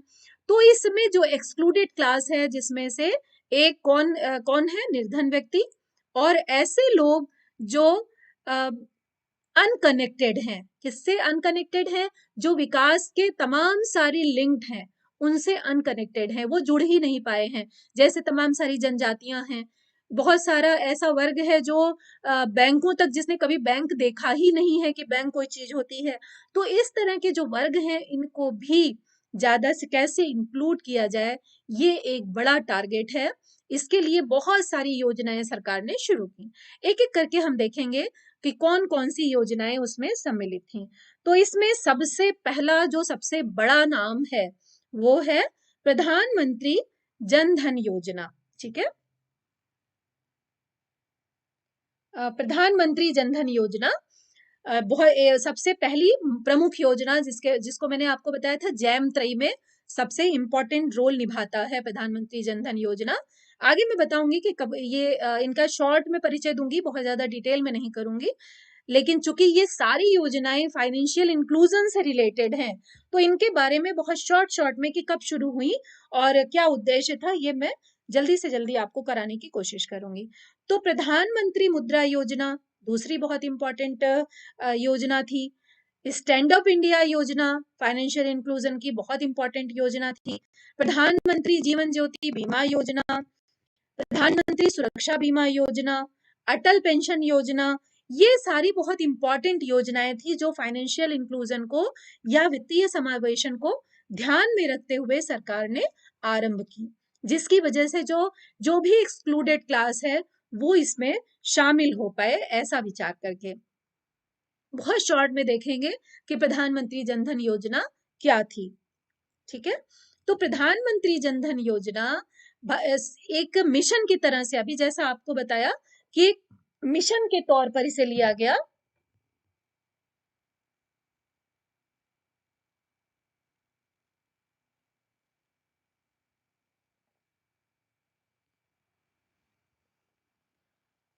और फाइनेंशियल इंक्लूजन को यहां से बहुत गति मिली। जब से प्रधानमंत्री जनधन योजना शुरू हुई, तब से वास्तव में भारतीय जो फाइनेंशियल इंक्लूजन है उसको बहुत तेजी से उसमें वृद्धि हुई। इसका मेन उद्देश्य तो यही था कि जितने परिवार हैं देश में, सभी परिवारों को बैंकिंग सुविधा तक उनकी पहुंच हो सके। आपको याद है, एक्सक्लूडेड का, अपवर्जन का एक बहुत बड़ा पैरामीटर क्या था? पहुंच ना होना, है ना, एक्सेस ना हो रिसोर्सेज तक। तो ये एक्सक्लूजन की एक बहुत बड़ी पहचान थी। तो इंक्लूजन क्या है? एक्सक्लूजन के जो डिफरेंट पैरामीटर्स हैं उनको रिमूव करना। यानी जैसे एक अभी आपको बताया कि पहुंच ना होना ही अपने आप में बहुत बड़ा एक्सक्लूजन था, अपवर्जन था। तो उसको समावेशन में परिवर्तित करने के लिए जो बहुत बड़ा काम सरकार ने करने की कोशिश की वो ये था कि सभी परिवारों को बैंकिंग सुविधाओं तक कम से कम पहुंच तो हो, और इसके लिए जरूरी हो कि परिवार के अगर हर सदस्य का ना भी हो तो एट लीस्ट हर परिवार में एक व्यक्ति का खाता जरूर से जरूर किसी न किसी बैंक या पोस्ट ऑफिस में खुले, जिसकी वजह से वो इकोनॉमिक एक्टिविटी का वो परिवार एक पार्ट बने। दूसरी बात जो थी वो ये थी कि इसका जब आप इसके बारे में बहुत डिटेल में बहुत समय से पढ़ते आ रहे हैं, लगभग 7 साल हो गए इसको, कि 15 अगस्त 2014 को राष्ट्रीय वित्तीय समावेशन मिशन की घोषणा प्रधानमंत्री ने की थी। जब स्वतंत्रता दिवस समारोह में वो लाल किले से संबोधित कर रहे थे देश को, तो उस समय इन्होंने फाइनेंशियल इंक्लूजन की ये जो नेशनल मिशन था इसकी घोषणा की, जिसमें प्रधानमंत्री जनधन योजना के बारे में इन्होंने घोषणा की थी। और इसका जो आरंभ किया था इस योजना का, वो 28 अगस्त 2014 से आरंभ किया गया था। अगर आप इसका लोगो देखें तो इस लोगो में क्या लिखा हुआ है? मेरा खाता में भाग्य विधाता। यानी अगर आर्थिक स्थिति अपनी बदलनी है, अगर आपको देश के विकास की रिसोर्सेज तक आपको पहुंचना है, अगर सुविधाओं तक आपको पहुंचना है और उसमें भागीदारी निभानी है, तो आपको एक खाता अवश्य खोलना है। ये एक टारगेट था, ये इसका लोगो था, याद रखिएगा। इस पर भी किसी किसी बैंकिंग एग्जाम में प्रश्न पूछा गया है कि प्रधानमंत्री जनधन योजना का जो लोगो है उसमें जो स्टेटमेंट है, जो ध्येय वाक्य है, वो क्या है? तो याद रखिएगा, मेरा खाता भाग्य विधाता। दूसरी बात ये थी कि इस योजना के अंतर्गत इतने खाते खुले, इसकी सफलता इसी बात में स्पष्ट दिखती है कि इसमें इतने सारे खाते खुले कि ये Guinness book of world record में ये दर्ज हो गई ये योजना।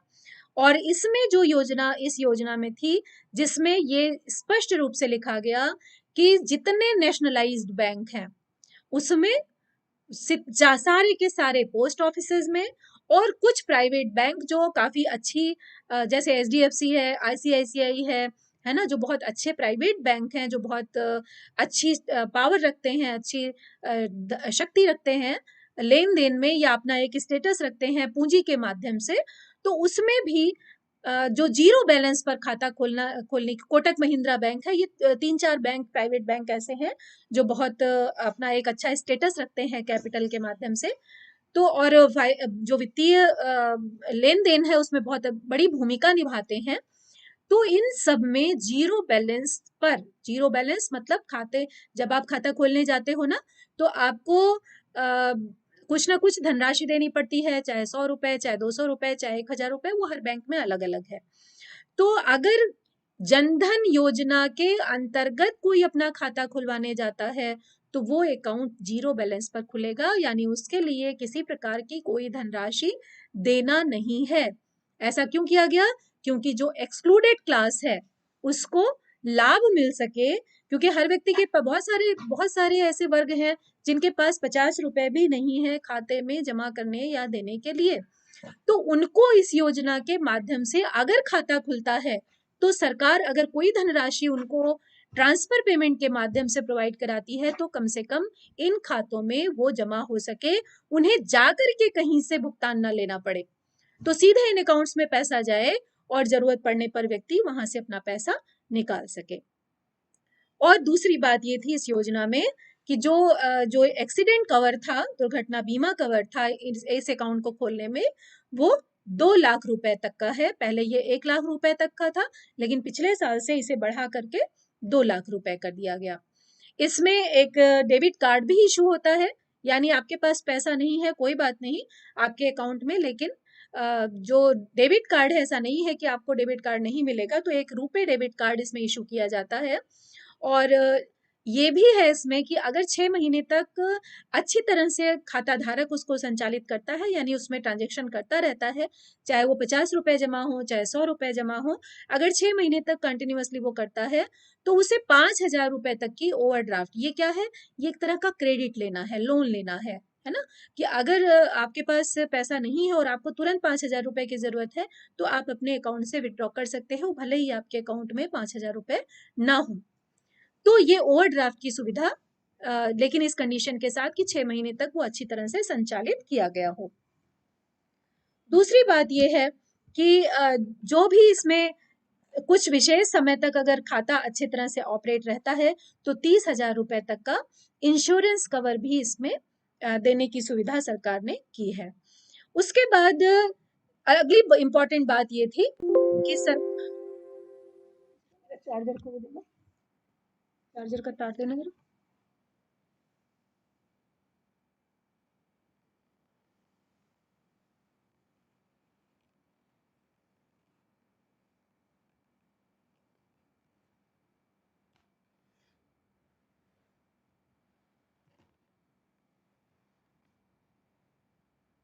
सरकार के द्वारा इस योजना के अंतर्गत जो खाते खुले हैं उसमें उसका सबसे बड़ा प्रयोग सरकार ने किस लिए किया? जो सरकारी योजनाएं हैं उनका लाभ पहुंचाने के लिए। और इसका लाभ तो ऐसा नहीं है कि पहले नहीं पहुंचता रहा होगा, पहले भी पहुंचता रहा होगा, लेकिन डायरेक्ट ट्रांसफर है ना, जिसको हम डायरेक्ट बेनिफिट ट्रांसफर कहते हैं, डीबीटी जिसको कहते हैं, कि बिचौलियों की कोई भूमिका उसमें नहीं होगी कि कहीं से जो बेनिफिशियरी है उसको जाकर के कहीं से पैसा लेना पड़े, किसी विभाग से जाके लेना पड़े या किसी व्यक्ति से जाके लेना पड़े, सीधे उसके खाते में पैसा ट्रांसफर हो जाए। दूसरी बात ये थी, जो अभी लेटेस्ट डेटा है, और ये लेटेस्ट डेटा जो ये बता रहा है कि जनधन योजना मार्च 2021 का डेटा है कि जिसमें लगभग 40 करोड़ से ज्यादा खाते जनधन योजना के अंतर्गत खुल चुके हैं। तो हम इस योजना की सफलता का आकलन इसी बात से कर सकते हैं कि कितना बड़ा भाग जो है, जो वंचित था, एक्सक्लूडेड था वित्तीय सुविधाओं से, जिन्होंने जनधन योजना के अंतर्गत अपना खाता खुलवाया। मोर देन 40 करोड़, 40 करोड़ से ज्यादा, ठीक है। तो जनसंख्या ही हमारी जो है वो 1 अरब से थोड़ी ज्यादा है। तो अगर 135 करोड़ अगर हम मान लें, उसमें से 40 करोड़ लोग, यानी अगर हम मोटा मोटा माने तो 1/3, एक तिहाई लोग ऐसे थे जिन्होंने जनधन योजना के अंतर्गत इस खाता अपना खाता खुलवाया, और जिसमें जो पैसे जमा हैं वो, आप सोचिए कि बहुत बड़े बड़े बेनिफिशियरी नहीं होंगे ना इस अकाउंट के, लेकिन 1.31 लाख करोड़, अच्छा खासा बड़ा अमाउंट है ये। यानी इतनी धनराशि जमा है इसमें, और ये धनराशि से लोग वंचित हो जाते, या इतनी बड़ी धनराशि, सुनने में तो लगता था ना कि छोटी छोटे बहुत जो छोटी सेविंग्स करने वाले लोग हैं, अगर हम उनको इंक्लूड नहीं भी करते हैं तो उससे क्या फर्क पड़ता है। लेकिन इससे हमें ये दिख रहा है कि कितना बड़ा अमाउंट जो है वो जो चक्रीय प्रवाह है, जो सर्कुलर फ्लो है इकोनॉमी का, उसमें शामिल नहीं था, क्योंकि ये पैसा फिर कहाँ होता, लोगों के हाथ में होता। लेकिन जब ये बैंकिंग सिस्टम में आया तो अब ये क्या हुआ, ये इकोनॉमी के सर्कुलर फ्लो में आ गया, यानी ये पैसा अब प्रवाहित होना शुरू हुआ। और बच्चों ये बात याद रखिएगा कि जितना धनराशि, जितनी मुद्रा अर्थव्यवस्था में जारी की जाती है, अगर वो मैक्सिमम लेवल तक अर्थव्यवस्था में फ्लो करती है, और जितनी तेजी से फ्लो करती है, वो अर्थव्यवस्था को आगे ले जाती है, विकास के पथ पर ले जाती है। अगर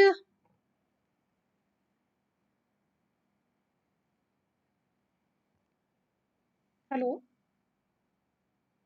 हेलो, जी नमस्कार, नमस्कार, नमस्कार, जी जी नमस्कार है सर।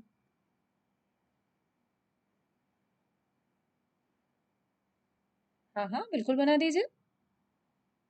जी, बिल्कुल बिल्कुल बिल्कुल बिल्कुल बिल्कुल, ठीक ठीक ठीक।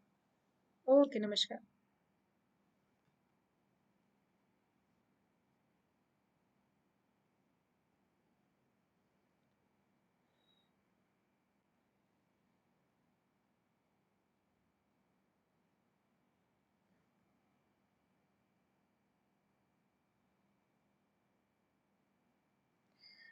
मोहम्मद रफी, सारे खाते, बचत खाते जनधन खाते नहीं होते।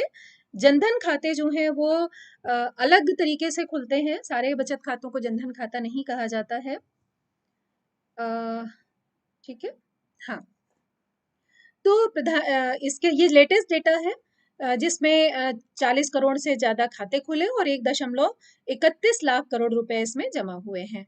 और इम्पॉर्टेंट बात क्या है जो मैं यहाँ पर आपको इंडिकेट करना चाहती हूँ, है ना, मेंस के लिए बहुत इंपॉर्टेंट है ये।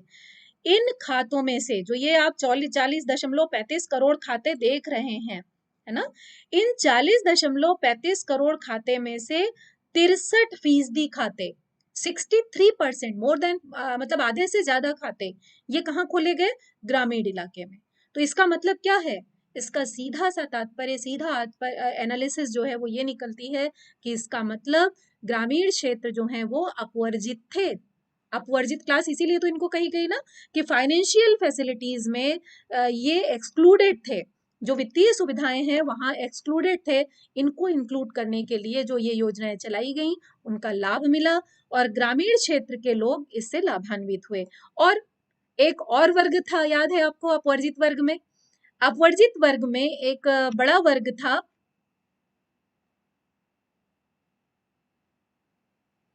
वो था महिलाओं का। तो आधे से ज्यादा खाते, जो 40 करोड़ खाते हैं उसमें से आधे से ज्यादा खाते गांव के क्षेत्र में खोले गए, और उनमें से भी आधे खाते जो थे वो किसके थे, महिलाओं के।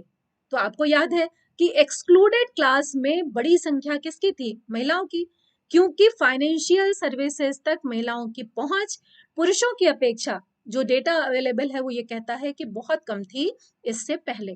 तो जनधन योजना के आने के बाद से ये दो बड़े वर्ग, जो अपवर्जित वर्ग थे, उनको फाइनेंशियल सर्विसेज में इंक्लूड करने के लिए बहुत हद तक प्रयास किया गया, और उसका लाभ भी मिला। वो कौन से, एक तो ग्रामीण क्षेत्र और दूसरा महिलाएं।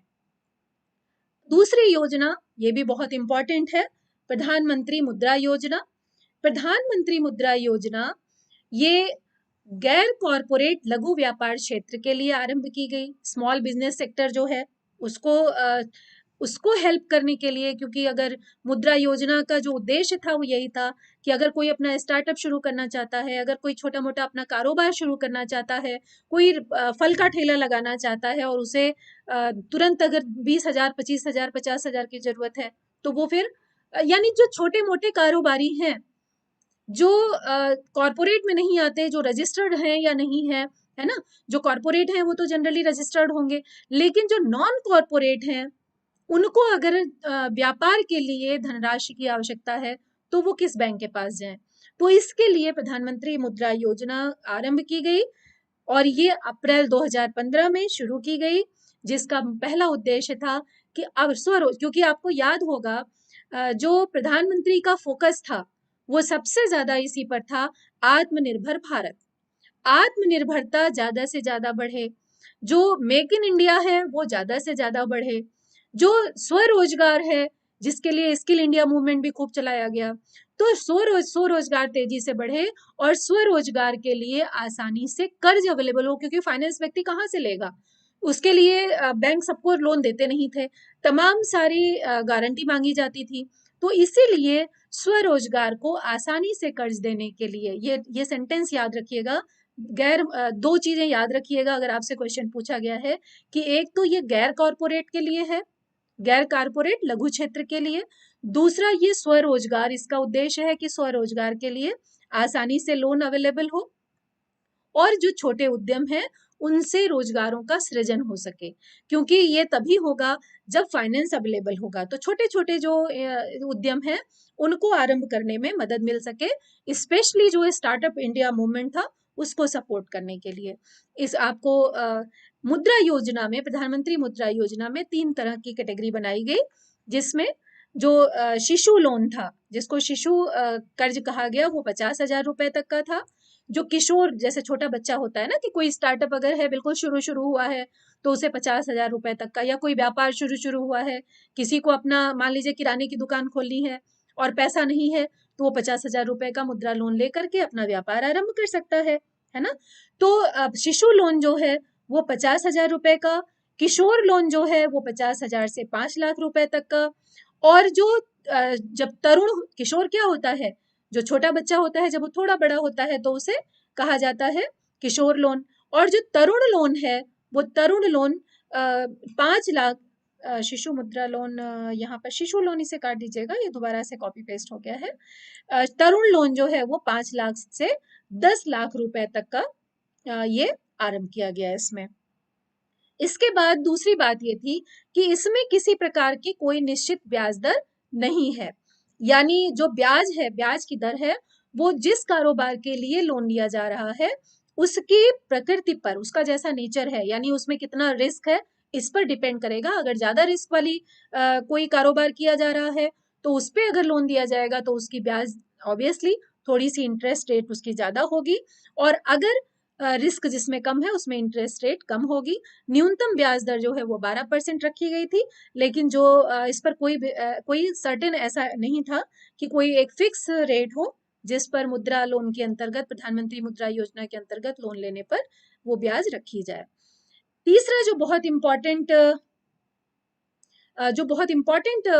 एक और प्रोग्राम शुरू किया गया इंक्लूसिवनेस के लिए, समावेशन के लिए, टाइम इतनी तेजी से भागता है कि स्टैंड अप इंडिया मूवमेंट शुरू किया गया था, ये भी 5 अप्रैल 2016 को प्रधानमंत्री नरेंद्र मोदी के द्वारा इसे आरंभ किया गया। ये विशेष रूप से SC ST और महिला उद्यमियों के लिए, क्योंकि ये 2 वर्ग भी अपवर्जित वर्ग होते हैं, आपको पता है, जब आपको अपवर्जन पढ़ा रहे थे उस समय भी आपको बताया था।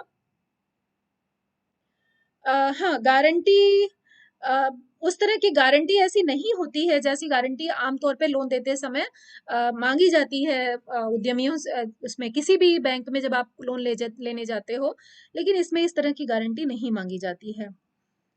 मुद्रा योजना में GST नंबर लगता है या नहीं? GST नंबर क्यों लगेगा भाई? GST हर जगह क्यों आ जाता है भाई? मोहम्मद तालिब, जब आप लोन लेने जाते हो तो GST क्यों लगेगा? हम्म तो SC/ST या महिला उद्यमियों द्वारा ग्रीनफील्ड उद्यम के लिए, ग्रीनफील्ड का मतलब यहाँ पर हरे से मतलब ये मत लगाइएगा, हरे का मतलब यहाँ पर है पहला वेंचर, यानी कोई ऐसा लाभार्थी जो अपना पहला वेंचर शुरू कर रहा है, बिल्कुल अभी तक उसने कभी आज तक कोई स्टार्टअप अपना नहीं शुरू किया है और बिल्कुल शुरुआत कर रहा है, तो उसमें अगर वो SC/ST कैटेगरी में आता है या कोई महिला उद्यमी है तो उसको अलग से कैटेगराइज किया गया, क्योंकि ये दोनों ग्रुप ऐसे हैं जो बहुत ज्यादा अपवर्जित वर्ग में आते हैं, उनको लाभ पहुंचाने के लिए इसे यूज किया गया। ठीक है, कौन सा बैंक देता है? सभी बैंक देते हैं बेटा, ऐसा किसी पर्टिकुलर बैंक के लिए नहीं है, ये सभी बैंकों के लिए है। कोई भी बैंक मुद्रा योजना के अंतर्गत ऋण दे सकता है, जितने नेशनलाइज बैंक हैं, है ना, उनको तो वो दे सकते हैं। बहानेबाजी बनाए वो अलग बात है, वो तो अलग चुनौती है ना इस योजना के लिए, लेकिन जो योजना है उसका लाभ तो, जो उद्देश्य था वो तो यही था कि सभी इंक्लूडेड हो। Recovery in it as the private sector do, बिल्कुल रिकवरी तो सब में होगी भाई, अगर आप NPA क्रिएट करते हो तो। इसमें स्टैंड अप इंडिया में 10 लाख रुपए से लेके 1 करोड़ रुपए तक का ऋण SC/ST वर्ग को या महिला उद्यमियों को प्रोवाइड कराया जाता है। If the credited loan not fulfilled, हाँ NPA क्रिएट होता है तुषार, अगर अगर जो लिया गया लोन है नहीं भरा जाएगा तो NPA क्रिएट होगा, और जो भी बैंक देगा वो हर योजना में वो आपको वसूल करने की कोशिश तो करेगा। कोई भी बैंक हो, किसी भी तरह का लोन देगा तो ये थोड़े कहेगा कि आप इसे NPA में ले आओ, चाहे वो किसी भी योजना के अंतर्गत हो। NPA में लाने की परमिशन थोड़े मिलेगी, कोई सरकार भी आपको इस बात की इजाजत नहीं दे रही कि आप लोन लेके घर बैठ जाओ ना। दूसरा एक बहुत इंपॉर्टेंट स्कीम है, लेकिन इस स्कीम के बारे में चर्चा बहुत कम होती है, वो है वेंचर कैपिटल स्कीम। ये कैपिटल स्कीम किसके लिए थी? ये स्कीम SC/ST को अपना रोजगार आरंभ करने के लिए स्पेशल बनाई गई थी। इससे पहले जो स्टैंड अप इंडिया योजना थी वो अनुसूचित जाति जनजाति के साथ साथ महिलाओं के लिए भी थी, लेकिन ये जो वेंचर कैपिटल थी ये स्पेशली अपना रोजगार आरंभ करने के लिए या अपना कोई फर्म स्टेब्लिश करने के लिए या अपना कोई भी स्टार्टअप शुरू करने के लिए अनुसूचित जाति और जनजाति के लिए इसको अभय प्रताप NPA होता है, नॉन परफॉर्मिंग एसेट, है ना, वो लोन जो ले करके फिर वापस नहीं किया जाता उसे बैंक की भाषा में नॉन परफॉर्मिंग एसेट या NPA कहते हैं। ठीक है, अगर आप लोन लेते हो और आप उसे वापस नहीं करते हो तो वो अमाउंट जो है वो NPA में डाल दिया जाता है बैंक के माध्यम से, और हर बैंक कोशिश करता है कि उसको वसूल करे। और NPA तो वो बाद में बनता है, जो भुगतान जिसका भुगतान नहीं हो पाता है जिस लोन का, उसको NPA कहा जाता है। पहले शुरू में तो बैंक कोशिश करता है कि उस लोन को वसूल ले, और जब वसूल नहीं पाता है तो उसे NPA में डाल देता है अपनी बैलेंस शीट में। बैलेंस शीट में शो नहीं किया जाता है, उसे अलग से रखा जाता है, अलग कैटेगरी में रखा जाता है। तो ये योजना जो है वेंचर कैपिटल स्कीम जो थी, इसका उद्देश्य था जो अनुसूचित जाति और जनजाति के लोग हैं उनको अपने पैरों पर खड़ा करना, उन्हें इतना सक्षम बनाना कि वो दूसरों को रोजगार दे सकें, खुद तो अपने को वो रोजगार मांगने ना जाए बल्कि दूसरे लोगों को भी रोजगार। GST नहीं मांगा होगा, टिन नंबर मांगा होगा मुद्रा योजना में लोन देने के लिए। GST नहीं होता बच्चे, टिन नंबर होता है। अगर आपको अपना कोई कार्यक्रम शुरू करते हो तो उसके लिए आपको रजिस्ट्रेशन कराना पड़ता है। मुद्रा योजना में ऐसे ही लोन नहीं मिलेगा ना आपको, आप पूरा प्रोजेक्ट अपना बताओगे और रजिस्टर्ड कराओगे अपनों को कि आपने ये प्रोजेक्ट शुरू किया है, आप ये काम करने जा रहे हो, उसके लिए आपको टिन नंबर लेना पड़ेगा। क्योंकि ऐसे तो आप क्या करोगे, आप तो पैसा लेके खर्च कर दोगे गवर्नमेंट, अगर आप जाओगे कि कह दोगे बैंक से कि मैं मुद्रा योजना में लोन लेने आया हूँ, तो अगर ऐसे ही आपको दे देगा बैंक, तो फिर तो आप उसको कहीं भी खर्च कर दोगे। आपको पूरा प्रोजेक्ट शो करना पड़ता है, और उस प्रोजेक्ट को शो करने के लिए आपको टिन नंबर लेना पड़ता है। ठीक है, तो SC/ST लोगों को समर्थ बनाने के लिए योजना आरंभ की गई, जिसमें 20 लाख रुपए से लेके 15 करोड़ रुपए तक के ऋण का प्रावधान है। ये सारी स्कीम से रिलेटेड बहुत सारे क्वेश्चन बैंकिंग के एग्जाम में बहुत बहुत पूछे जाते हैं, ध्यान रखिएगा। UPSC में तो आते ही आते हैं। ब्याज की दर जो है वो पहले 10% थी, लेकिन अब इसे घटा करके 8% कर दी गई है, जो फिक्स है। कितना भी अमाउंट लिया जाए उस पे केवल 8% की ब्याज दर जो है वो आरंभ ली जाएगी। तो ये सारी जो स्कीम्स थी वो बैंकिंग से रिलेटेड थी, लोन लेने से रिलेटेड थी, बैंकिंग सुविधाओं को जनता तक पहुंचाने के लिए थी। दूसरे दो पार्ट और हैं, आपसे जैसा जिक्र किया था, एक पार्ट है बीमा और दूसरा पार्ट है पेंशन स्कीम। तो इससे रिलेटेड जो योजनाएं आरंभ की हैं सरकार ने, वो ये है सभी नागरिकों के लिए, विशेष रूप से जो निर्धन वर्ग है और जिनके पास सुविधाएं नहीं है, ऐसे लोगों को सोशल सिक्योरिटी देना, है ना। तो अभी तक तो कौन सी सुविधा दी जा रही थी? वित्तीय सुविधा दी जा रही थी। अभी बीमा और पेंशन जो फाइनेंशियल सर्विसेज का एक इंपॉर्टेंट पार्ट है, उसके माध्यम से निर्धन वर्ग को और सुविधा रहित वर्ग को सोशल सिक्योरिटी देना। तो याद रखिएगा, एक बार ये क्वेश्चन पूछा गया है कि बीमा और पेंशन स्कीम किस लिए लाई जाती है, तो उसमें बहुत सारे ऑप्शन थे, जिसमें एक ऑप्शन ये भी था, सुरक्षा, सोशल सिक्योरिटी देने के लिए, सामाजिक सुरक्षा देने के लिए इतनी सारी योजनाएं आरंभ की हैं, जिसमें से ये दो बहुत इंपॉर्टेंट हैं, सुरक्षा बीमा योजना, प्रधानमंत्री सुरक्षा बीमा योजना और प्रधानमंत्री जीवन ज्योति बीमा योजना। इन दोनों के बारे में बहुत सारे क्वेश्चन आए हैं। जब आप जनधन अकाउंट खुलवाने जाते हो तो बैंक आपसे पूछता है कि क्या आप प्रधानमंत्री सुरक्षा बीमा योजना या जीवन ज्योति बीमा योजना लेना चाहते हो। ये आपसे क्यों पूछा जाता है? उसका कारण ये है कि प्रधानमंत्री सुरक्षा बीमा योजना में अगर आप रजिस्टर्ड होते हो तो 12 रुपए वार्षिक प्रीमियम आपका अकाउंट से आपके कट जाता है। जो भी स्कीम में बैंक लोन का इंटरेस्ट से में कंपाउंड इंटरेस्ट लेता है, 12 रुपए वार्षिक प्रीमियम देना पड़ता है ना। और 2 लाख रुपए तक का सम इंश्योर्ड होता है अगर सुरक्षा ये बीमा अगर आप लेते हो। जैसे आपको मैं एक एग्जांपल देती हूँ, अभी कोरोना काल में जब बहुत सारे लोगों की दुखद रूप से मृत्यु हुई, असामयिक मृत्यु हुई और उनका जनधन अकाउंट था, लेकिन जब वो बैंक गए तो ये पता चला कि उन्होंने ये 12 रुपए वार्षिक प्रीमियम दे करके प्रधानमंत्री सुरक्षा बीमा योजना या 330 रुपए देकर प्रधानमंत्री जीवन ज्योति बीमा योजना से अपने को लिंक नहीं किया था, जिसका नतीजा ये हुआ कि उन्हें जो ये इंश्योरेंस कवर था वो नहीं मिल पाया। तो प्रधानमंत्री सुरक्षा बीमा योजना में 18 से 70 वर्ष के आयु के लोग जिनके पास बैंक अकाउंट हो जनधन योजना के अंतर्गत, वो 2 लाख, जनधन योजना के अंतर्गत ही होना जरूरी नहीं है, बैंक अकाउंट होना जरूरी है। 2 लाख, अगर आप 12 रुपए वार्षिक, इसमें वेंचर कैपिटल होता है वो कैपिटल जब आप अपना कोई उद्यम शुरू करने के लिए आप उसमें पूंजी लगाते हो, ठीक है। वर्किंग कैपिटल के अलावा जो कैपिटल यूज की जाती है उसको कहते हैं वेंचर कैपिटल। कोई वेंचर अपना कोई स्टार्टअप शुरू करने के लिए आप उसमें जो इनिशियल पूंजी लगाते हो वो वेंचर कैपिटल के अंतर्गत आती है। तो 12 रुपए वार्षिक का प्रीमियम और 2 लाख रुपए का कवर।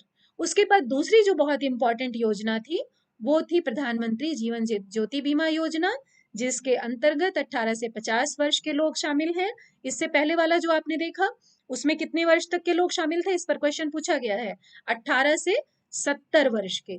याद रखिएगा, थोड़ा चूंकि ये कंफ्यूजिंग है तो इसमें क्वेश्चन बहुत आते हैं बैंक में, खास तौर से कि प्रधानमंत्री सुरक्षा बीमा योजना में 70 साल तक और प्रधानमंत्री जीवन बीमा योजना में 50 वर्ष तक, लेकिन जिनके पास बैंक खाता हो, 2 लाख रुपए का जीवन कवर है, लेकिन जो सालाना प्रीमियम है वो 330 रुपए का है, ठीक है।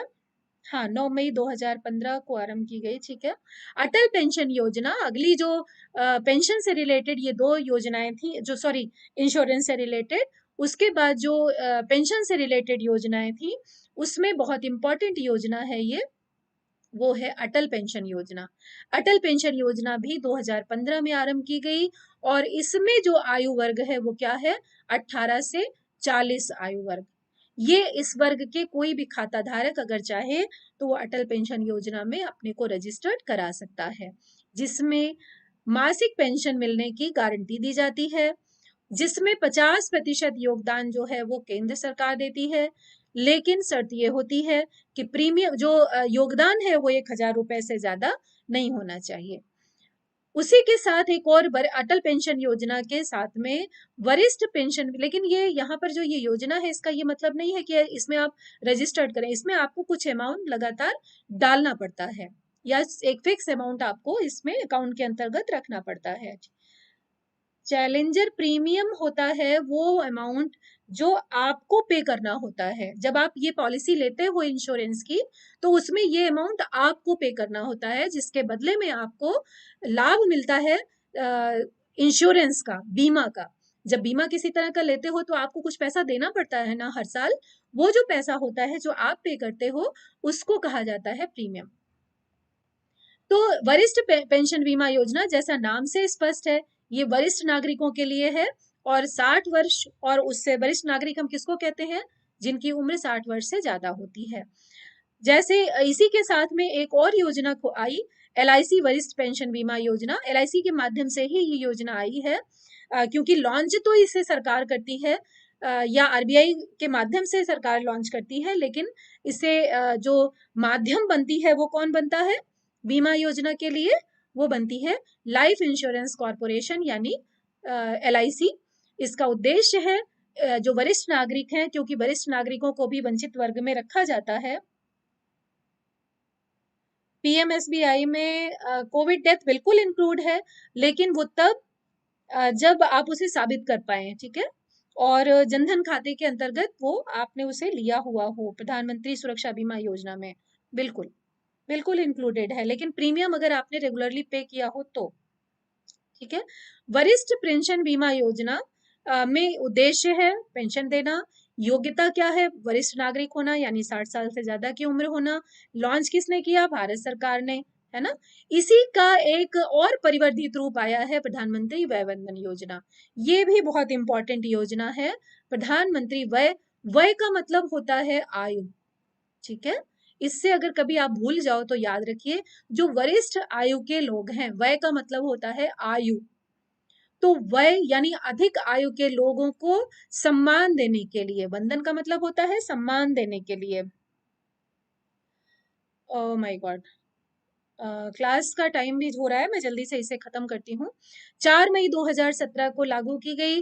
15 लाख रुपए निवेश, अगर कोई सीनियर सिटीजन है, अगर वो 15 लाख रुपए मैक्सिमम लिमिट है इसकी, ये अगर इतना अमाउंट फिक्स ये जमा कर देता है, तो हर महीने उसे 9,250 रुपए की पेंशन मिलेगी, और लगभग 10 साल तक तो उसे मिलनी ही मिलनी है। अगर बीच में अगर सीनियर सिटीजन की डेथ हो जाती है तो उसके परिवार वालों को भी ये पूरा ये पेंशन मिलती है। और जब इसकी जो पूरी अवधि है वो समाप्त हो जाती है, तो ये जो 15 लाख रुपए हैं ये वापस मिल जाते हैं। 10 साल पूरे होने के बाद पूरा पैसा वापस कर दिया जाता है। और ये योजना एक ऐसी योजना है जिसको सर्विस टैक्स तो अब खत्म हो गया है, GST से इसको छूट मिली हुई है। कुछ और अन्य योजनाएं हैं जिनको मैं यहाँ पर सिर्फ नाम दे रही हूँ। जीवन सुरक्षा बंधन योजना, जो गिफ्ट के फॉर्म में आई थी, रक्षाबंधन पर लॉन्च की गई थी, कि अगर आप अपनी बहनों को गिफ्ट देना चाहते हैं तो आप बैंक से चेक ले सकते हैं। गिफ्ट के फॉर्म में आई थी, और उसे उसमें तमाम तरह की सुविधाएं जो है बैंक देता है। तो पैसा देने के बजाय आप 351 रुपए का चेक दे दीजिए, 1200 रुपए का चेक दे दीजिए, तो इस तरह की चीजें आई थी। सुकन्या समृद्धि योजना कन्याओं के लिए थी, 12 साल से कम उम्र की लड़कियों के लिए, क्योंकि ये भी सब एक्सक्लूडेड वर्ग है, महिलाओं से रिलेटेड ये दोनों योजनाएं हैं, सुरक्षा बंधन योजना और सुकन्या समृद्धि योजना। किसानों के लिए किसान credit card, white label ATM. White label ATM क्या था? व्हाइट लेबल एटीएम जो आम एटीएम हम और आप देखते हैं, वो सारे एटीएम बैंकों के द्वारा खोले जाते हैं, जो नेशनलाइज या जो प्राइवेट बैंक हैं या सरकारी बैंक हैं। लेकिन कुछ ऐसी भी संस्थाएं थी, गैर बैंकिंग संस्थाएं, जिनको एटीएम खोलने की अनुमति सरकार ने दी थी। इसको कहा गया व्हाइट लेबल एटीएम। ध्यान रखिएगा। तो जो साधारण एटीएम है वो तो बैंकों के हैं, चाहे वो प्राइवेट बैंक हो चाहे सरकारी बैंक हो। लेकिन जो व्हाइट लेबल एटीएम है, ये किसके एटीएम है? गैर बैंक संस्थाओं के। जैसे सपोज करो LIC अपना एटीएम खोल दे, या कुछ और भी संस्थाएं ऐसी थी जिन्होंने अपना एटीएम खोलने की अनुमति RBI के द्वारा दी गई। इस कार्यनीति को मैं आज नहीं बताऊंगी क्योंकि समय काफी ज्यादा हो चुका है, आपकी नेक्स्ट क्लास ड्यू है। तो मैं आज अब ये चीजें यहीं पर समाप्त करती हूँ। इससे रिलेटेड जो क्वेश्चन है बच्चों, कमेंट सेक्शन में डाल दीजिएगा। बैंकिंग से रिलेटेड अगर आपके क्वेश्चंस हैं तो बच्चों सबसे पहले आप इसे जा करके बैंकिंग का जो वीडियो है आप उसे देखिएगा। उसके बाद फिर आप क्वेश्चंस अपने कमेंट में डालिएगा, मैं उसके जवाब आपको जरूर दूंगी। तो आज मैं अपना लेक्चर यहीं पर ख़त्म कर रही हूँ। जय हिंद, जय भारत। स्वस्थ रहिए, अपना ध्यान रखिए। ठीक है।